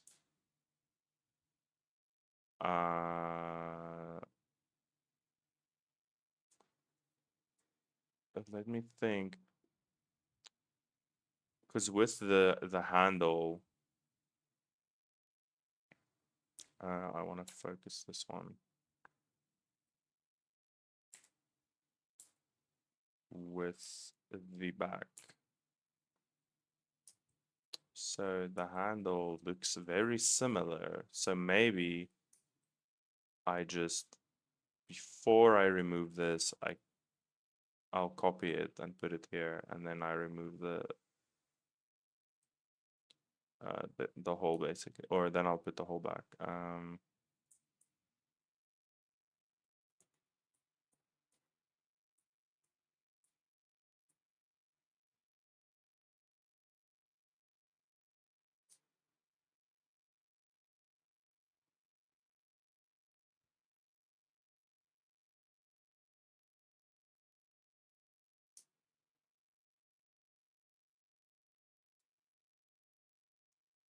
Take the square edge ring.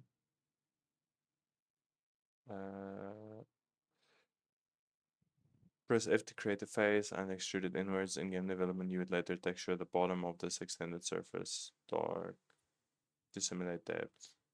Okay. So before we do that, I'm gonna duplicate this.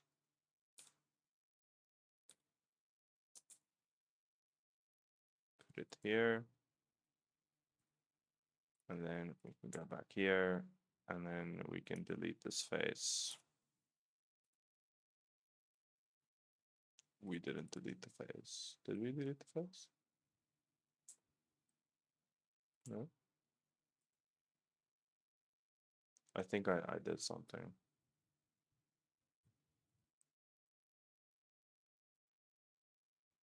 Oh, I did, yeah.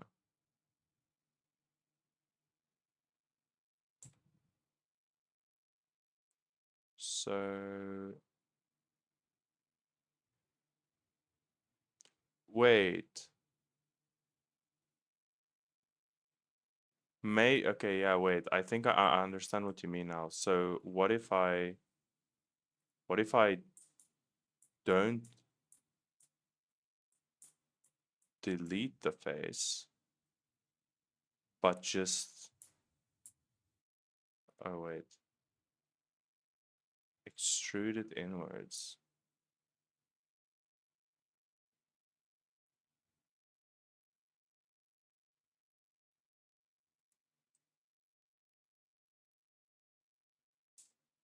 Yeah. So instead of deleting it, I keep it, but I just move it like extrude it inwards. Yeah, that's better. But uh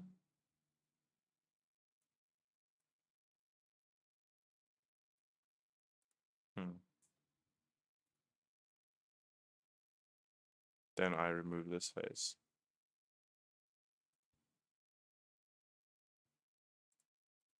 Oh.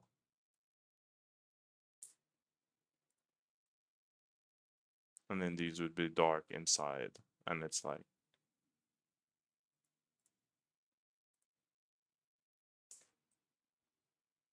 yeah, nice. Okay. Hey. Okay, so then this one, let's see.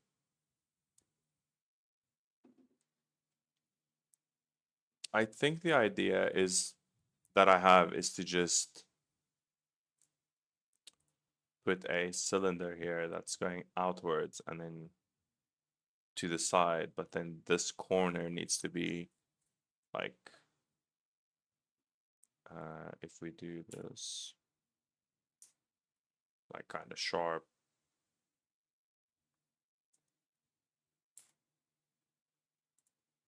Okay. So we will add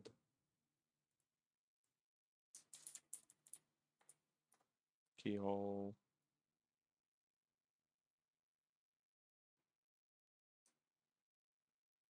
Wait.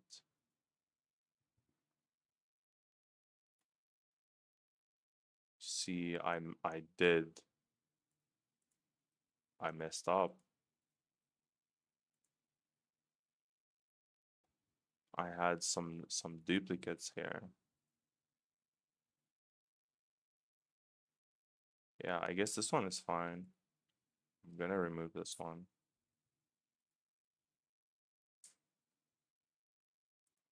This one is the handle base.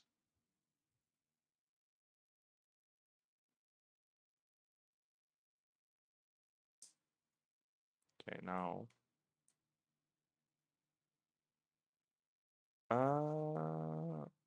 Actually,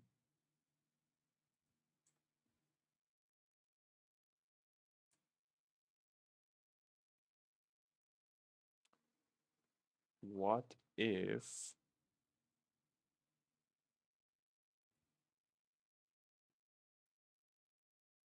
we do this, right? So instead of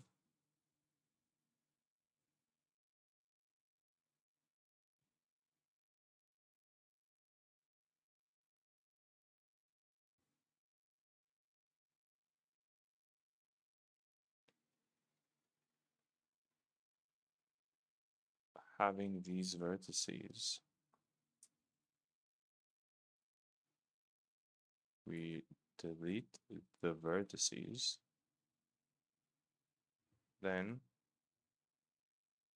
we don't panic, we select this, we make a face. Yes.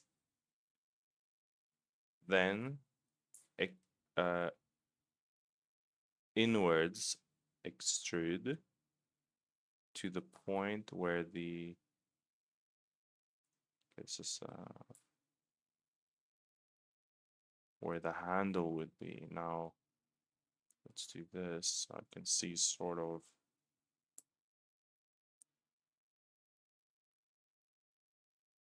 how deep it is.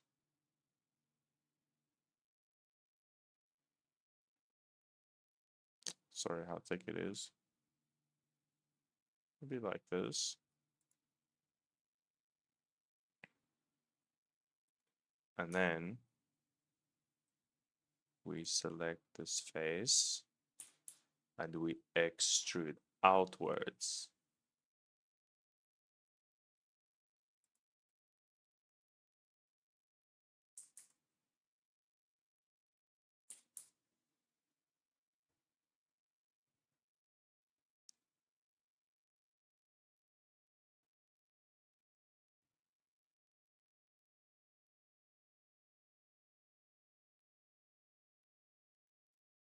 Do something like this.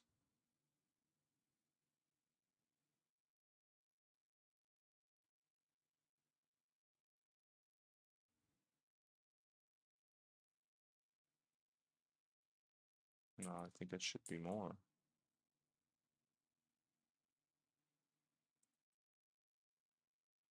Okay. Now,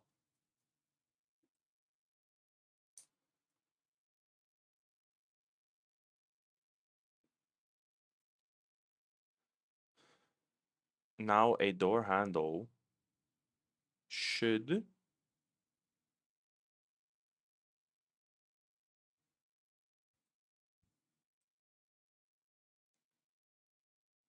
let me see.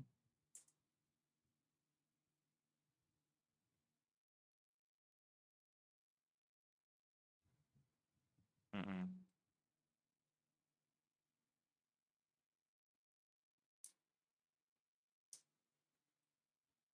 Okay, wait. I think I have an idea. We extrude it, but not that far. Like maybe like here. Then we extrude again.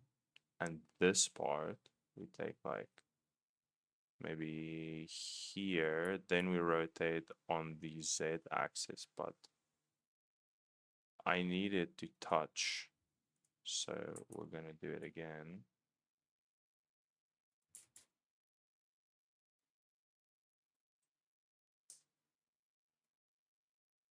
Something like this, maybe?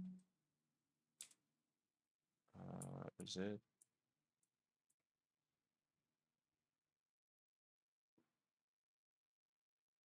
Uh,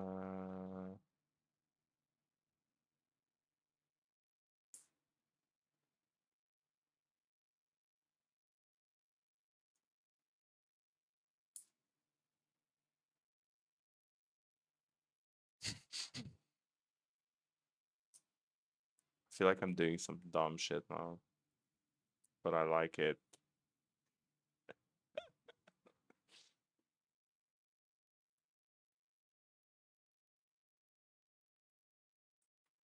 Okay, wait.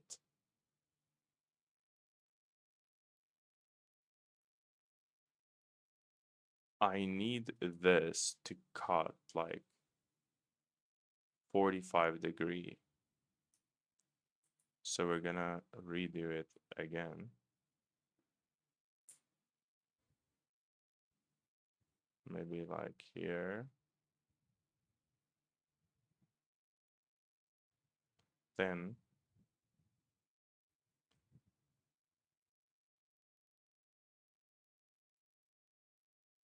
um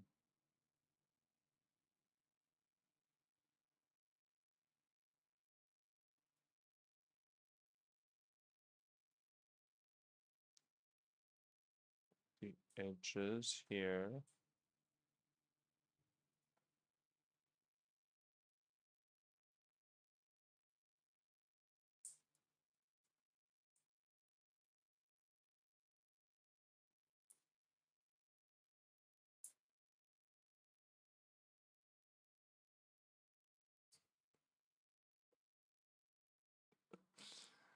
Not that.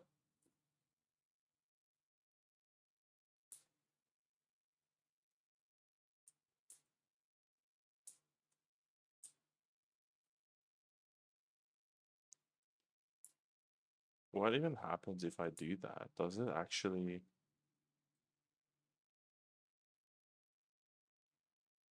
That's strange. Okay.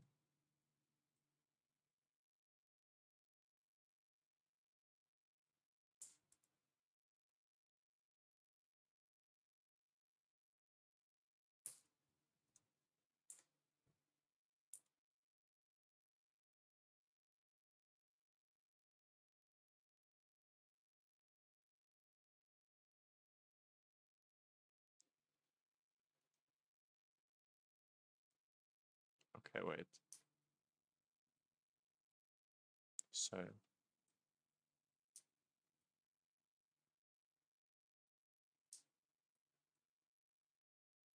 oops.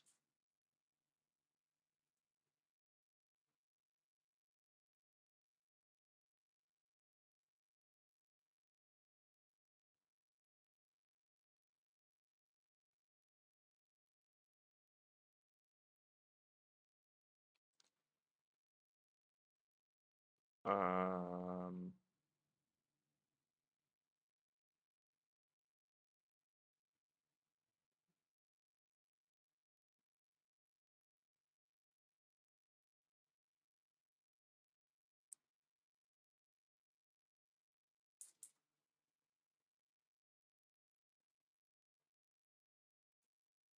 okay, let me just see.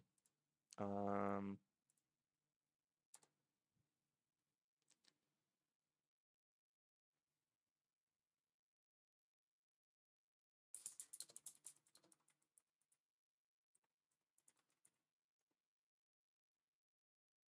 I want it, yeah, this is the one, this handle. Upgrade the way you trade with the Exynos mobile. Hi and welcome. This is the handle that I want. This is J&M with a tutorial. See that mode and press the Alt-C key and turn this simple mesh into a curve. Then I select the curve tab, switch to 2D. That I like. Activate this add-on. It is already activated. And when you press the Shift A now in object mode, you will find in the menu this single word entry. And this will add a single vertex to your scene. After that, I will enable the snapping feature that I like so much, and I will snap to the grid with absolute alignment to the grid, and this gives us pressing, and then I think enabled, but anyway, none for the fill mode. And now I'm increasing the depth and the resolution, and then you can see that this simple curve turns into something that looks like my door handle that I want. I know there are different possibilities. Okay, I see. So the original idea probably won't work because it won't give me that edge that I want. So we'll go back.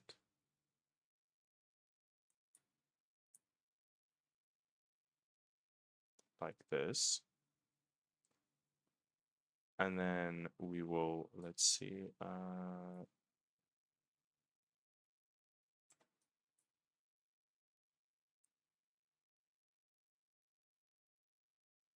curve.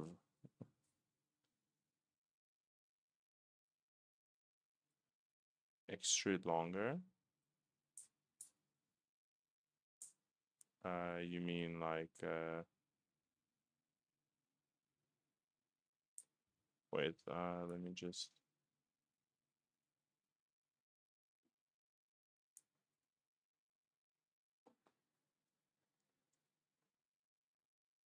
You mean with this, like,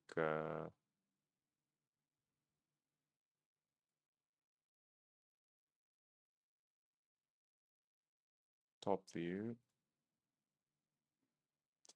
No, we want just this.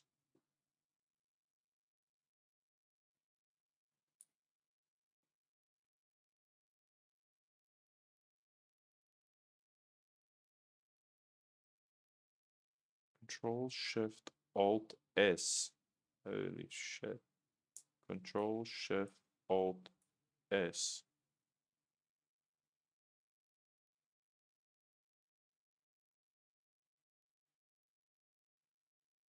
What is that?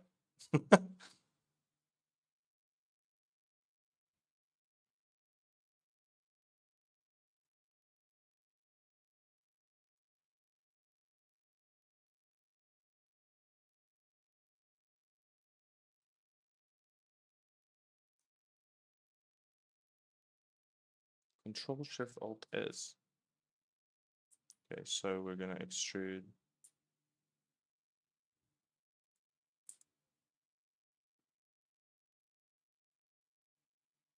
Yeah, push one.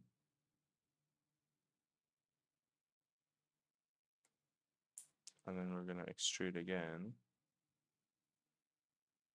Control Shift Alt S.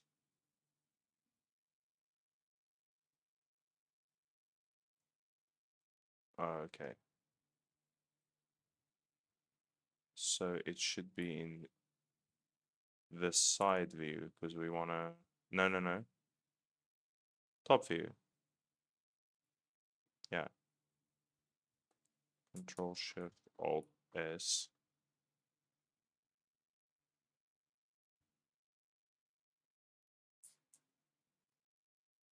Ooh, wait.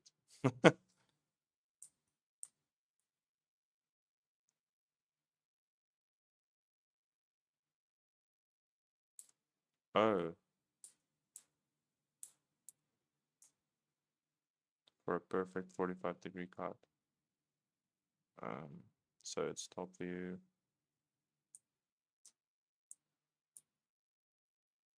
-1.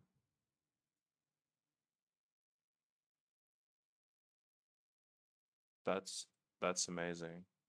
Is it called shear?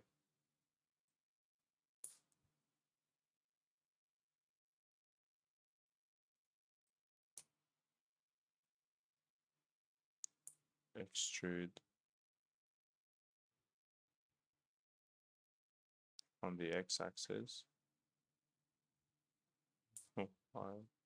Oh shit, that's cool. Extrude Y.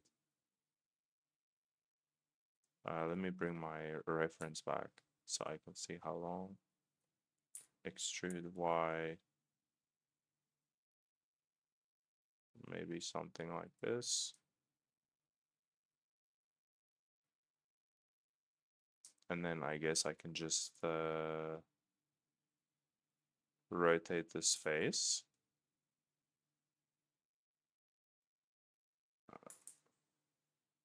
No, not 45.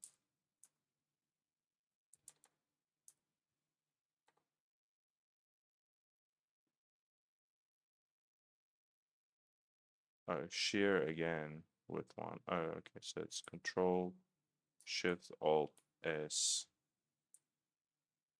-1.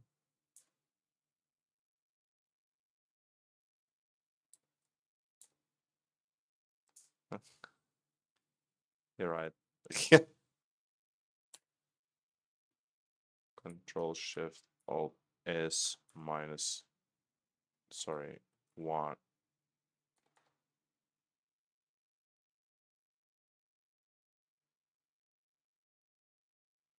I feel like I messed up though. I think I selected like,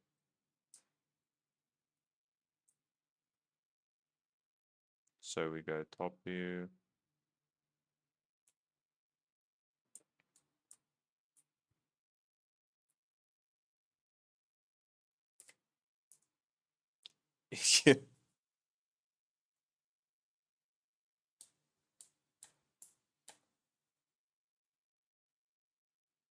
um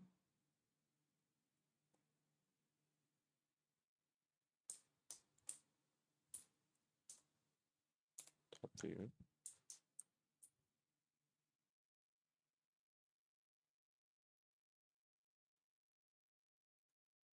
Should it be?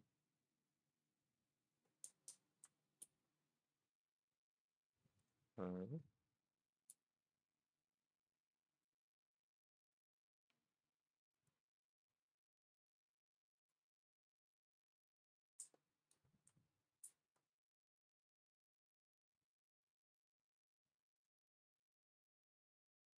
if we go top view,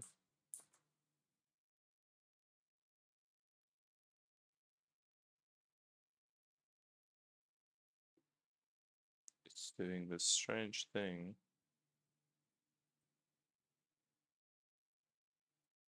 Wait, I did something just then. There we go. And then 1.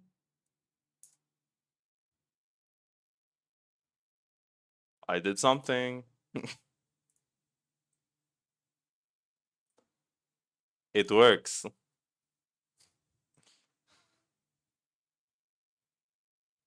Kinda, I don't know what I did, but it works.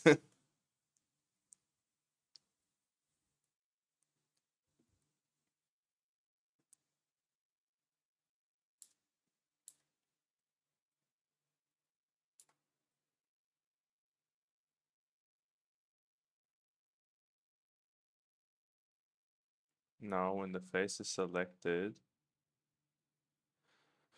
open face menu with control. So we select this face, right? Poke face.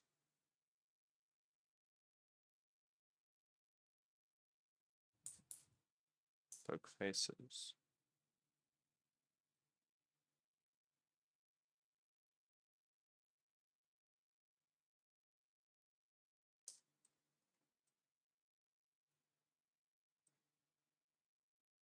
Do we not want to rather have like a little bit, what do you call this, a bevel? Bevel?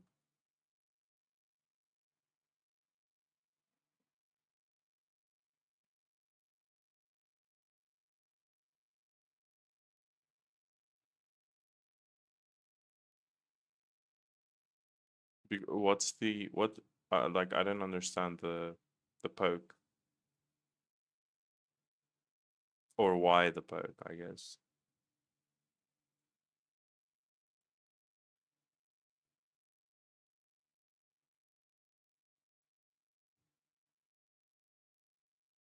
If you wanted to do this, I mean, is it for this?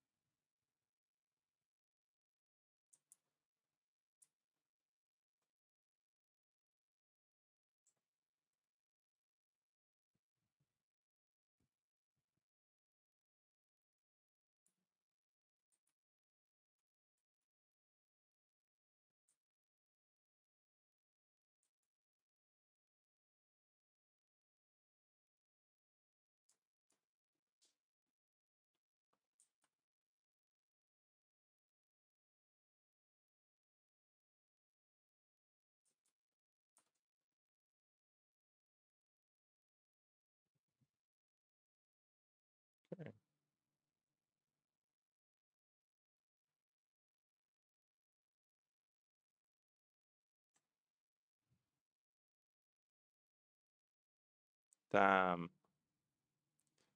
Control Shift Alt S, and it's called shearing. I want to see what that means. Is a form of movement where parallel surfaces move past one another. During this transform movement, those selected elements will occur along the horizontal axis of the current view. The axis location will be defined by the pivot point. Everything that is above this axis will move, shear in the same direction as your mouse pointer. Okay. Okay, so basically, the only thing left to do really is to replicate this and to put it on the other side.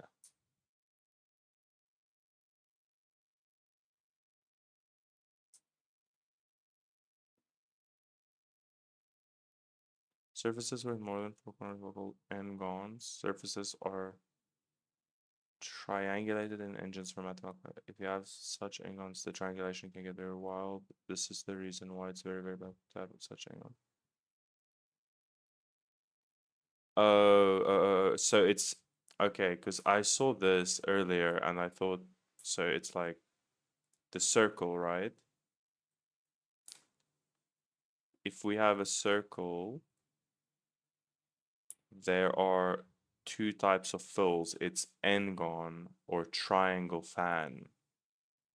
And this is important because I am pretty sure both of these are the n-gons one. And I was wondering like what that is. Like I saw if you do this, it shows you the triangles like the fans.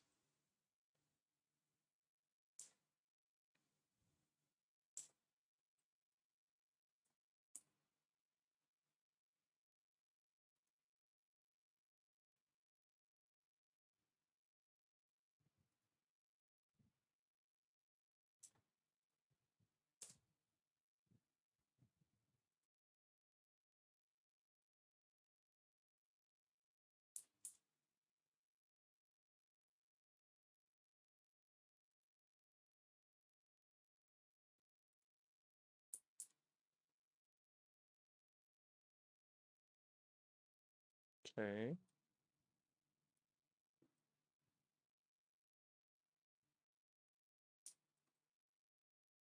So duplicate on the x-axis.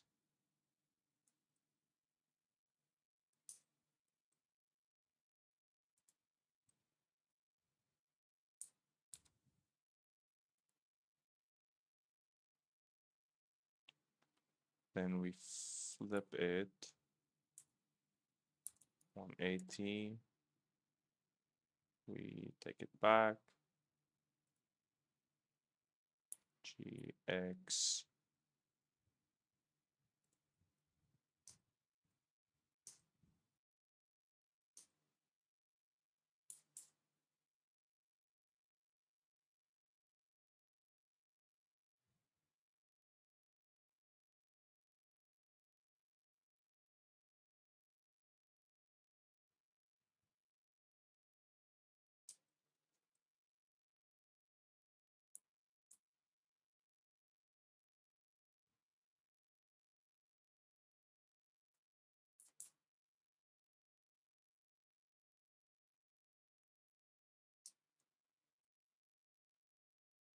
Okay, and then same with this.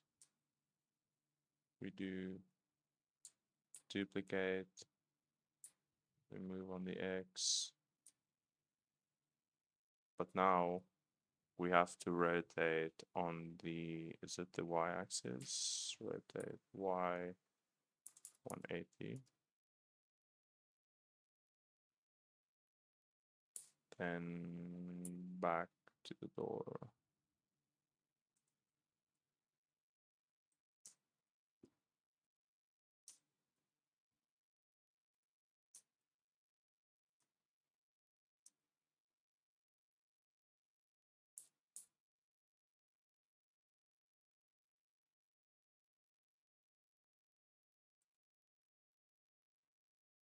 actually just want to see something quickly. If I do this, I feel like okay. Just for just to see, yeah.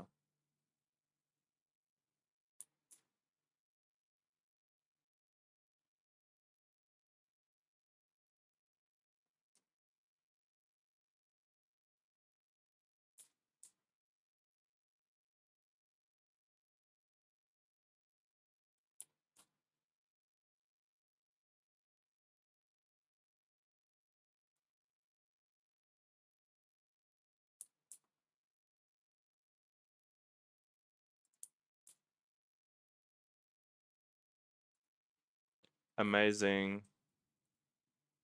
And then I'm gonna remove this. Oh, but this is annoying, actually. Because if you're pulling your handle, I feel like this is gonna annoy you at some point, would it not? I'm like,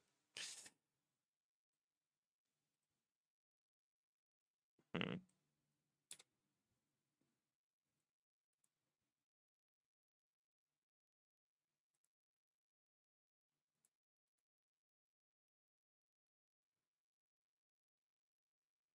Is it even that close? I wonder.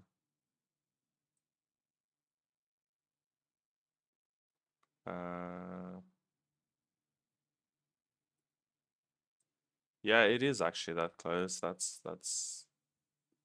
But yeah, my door goes over the. Let me see if I can like adjust it.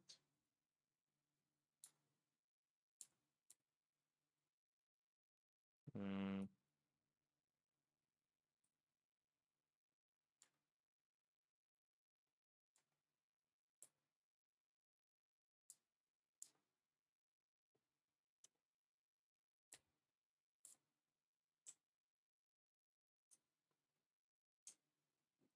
So I want to just check the door.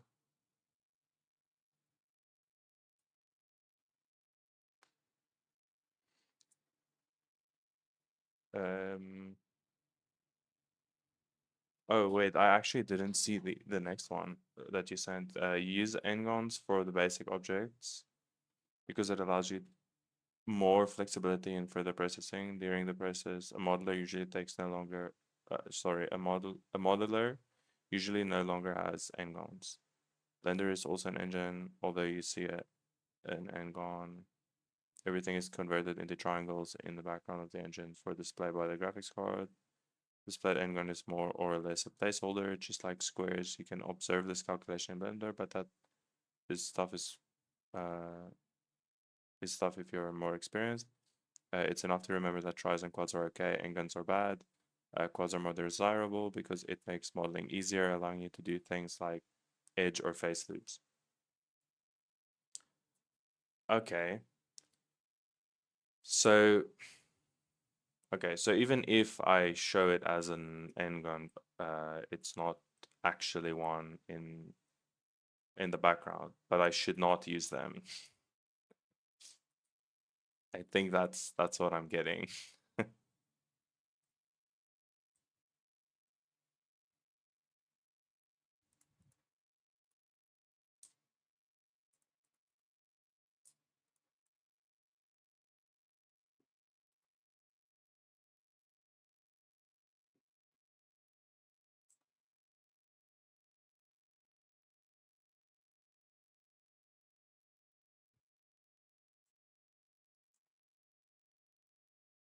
This one.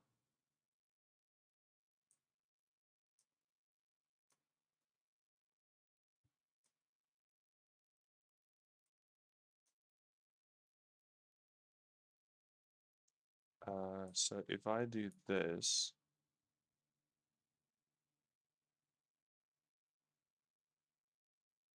it's gonna make it like that. So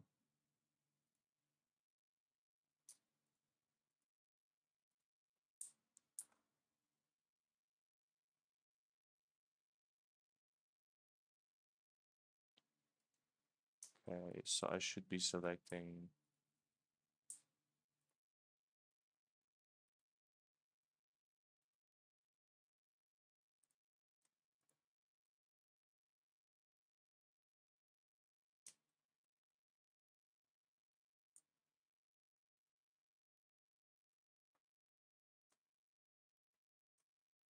Oof. Wow.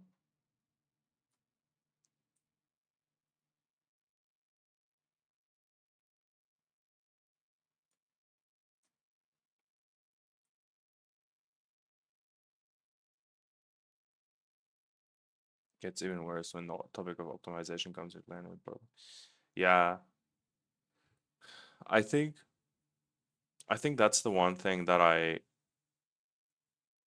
have not explored at all. Like is like optimization.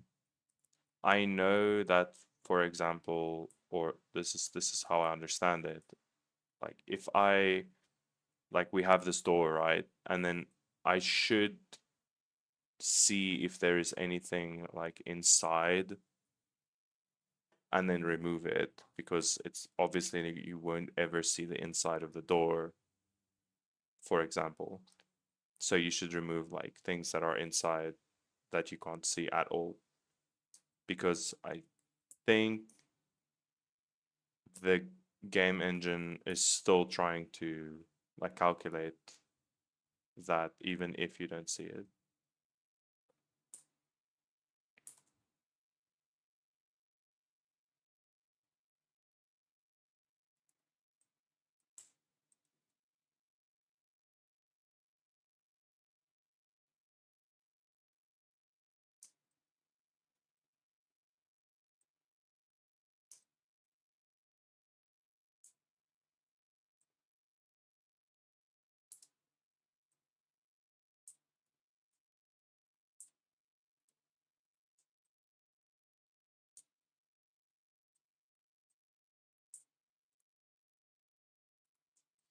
So earlier you said you're not uh like you're not you didn't have an interest in games.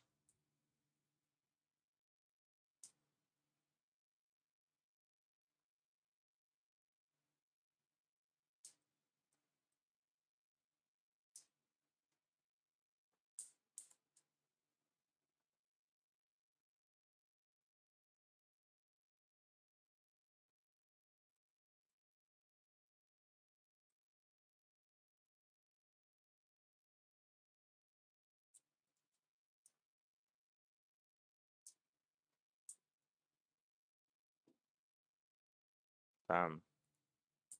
So why do you not play video games?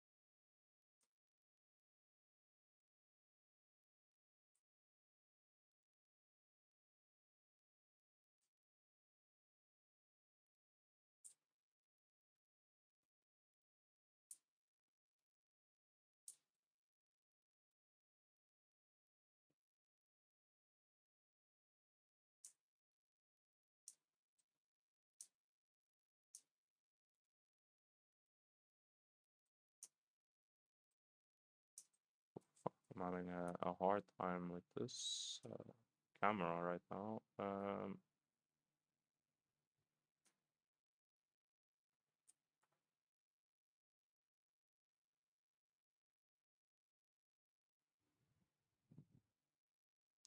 Oh, wait, I should probably not be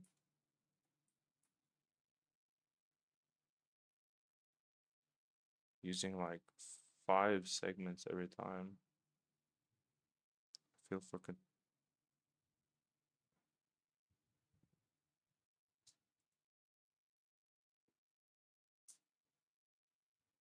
okay.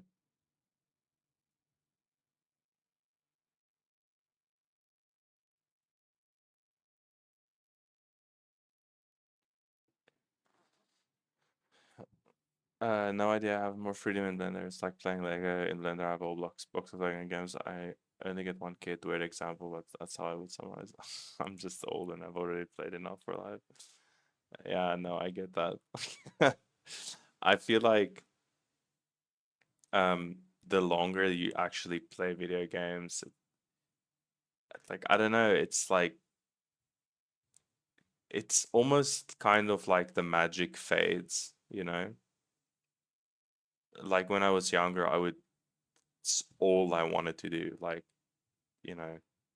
And then now as I'm like a little older and I have like a girlfriend and we're living together and whatever, it's like I don't necessarily want to sink that much time into video games anymore. It feels like there's something else outside of like my room, you know? It's like, yeah. So it's interesting. I don't know. It's and then if you have like a job, like I know whenever like a friend of mine, he has like a 9 to 5, and then when you come home like after work, you don't want to play because it's like, no, I'm tired. I just want to like relax or whatever, you know?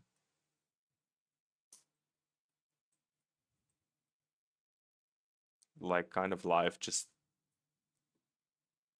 I don't know, it evolves and you see what that is like things outside of just gaming the whole time. Which is ironic considering that I'm making a video game. But yeah. So do you just like do Blender? Like do you do it like for a living? Are you like a what do you call it? Like a not a designer, but yeah, like a 3D artist?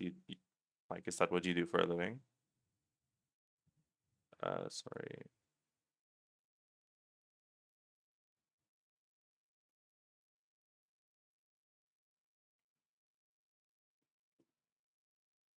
Making games is different from playing them. Yeah, that's true. Yeah, I think oh, so you do like do you do like the 3D tours, like the online 3D tours? So you'd like see a house and then you want to take a virtual tour and then or do you do like visualization for prototype?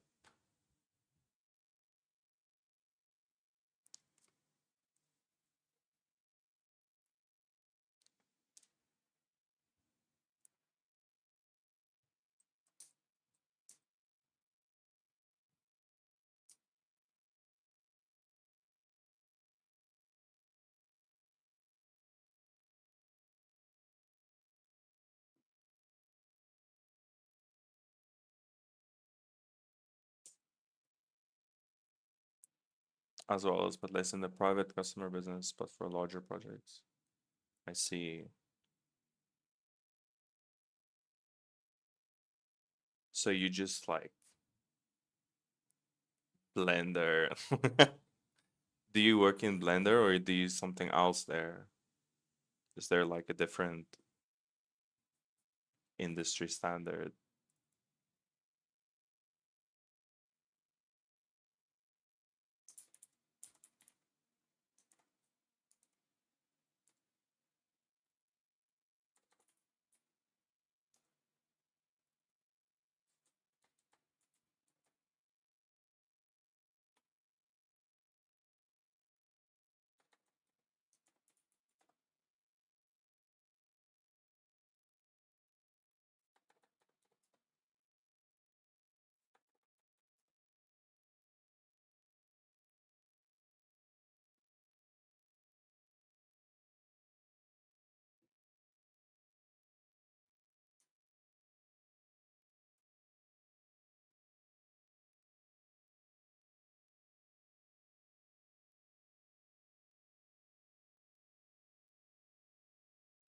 Yeah, there are other interesting there are other industry standards, but since Blender calls my employer, nothing, I can do everything with it, and I can do everything with it. I have permission. Yeah. These bots, chill. I have permission. My colleagues also look at it. Yeah. Yeah, I guess the cost is always because I saw I think it's Maya, but I think it's paid. And yesterday when I was looking at like texturing programs, I found this one called Armor Paint, or actually like I had a chatter yesterday, and he was telling me about Armor Paint, and it's like it was between that and I think it was an Adobe project, Adobe software, but the Adobe one was like super expensive, like for 1 month, and I was like, dude, like no way. Yeah, Substance Painter. Yeah, I also don't like them.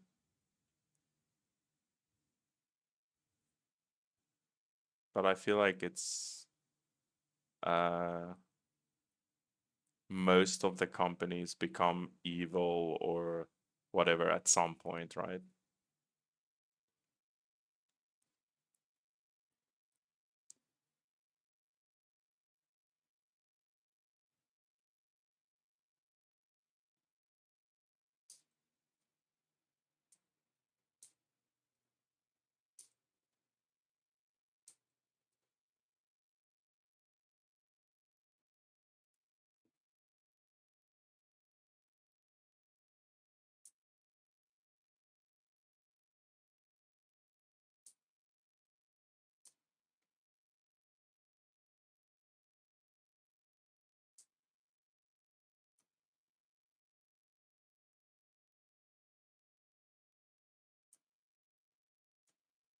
So I think as far as I wait, before Adobe Substance was one. Yeah, after they purchase Substance, you pay monthly for the rest of your life. Yeah. Yeah, so this guy had the one-time purchase before Adobe bought them.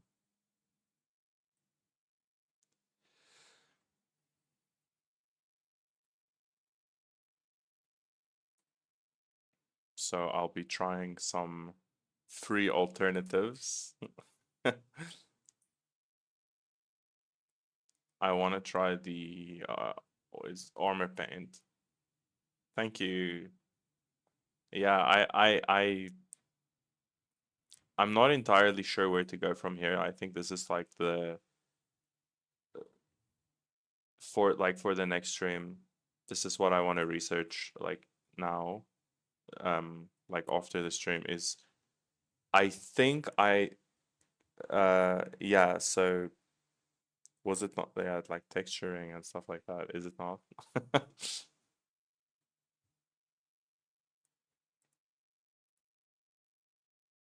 UV mapping. Yeah, so I got a little busy before the stream, like with some other things, but I was trying to sort of read up on the workflow. So what comes after this? I saw like the UV mapping and I think the texturing, and then I saw some things about baking, and so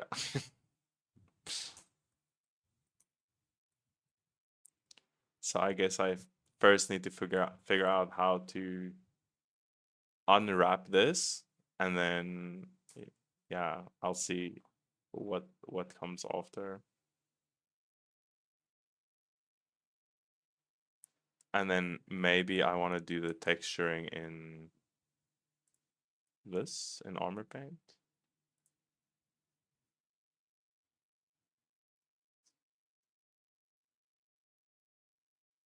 To see how it is.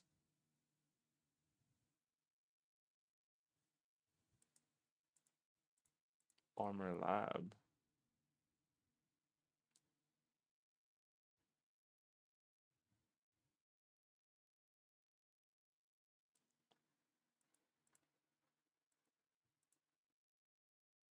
Interesting.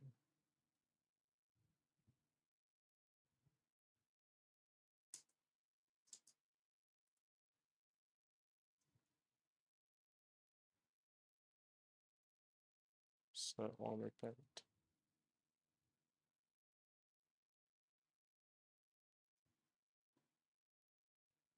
So let's see, UV mapping.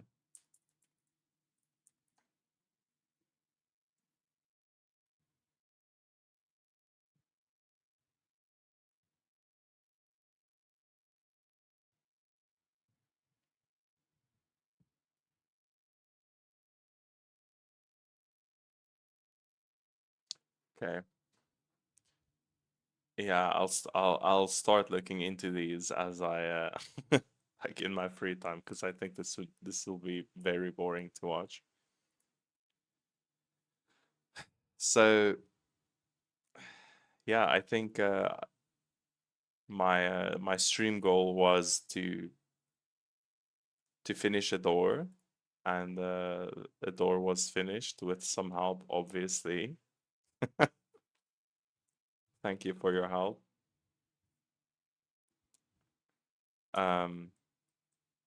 Yeah, I think after, yeah, like I said, after the stream, I'll go do some research on this, and then tomorrow, I guess, the unwrapping starts, and then that's a whole new process. Thank you for the follow. I actually reached the, yeah, I reached the follower goal. Yeah, nice.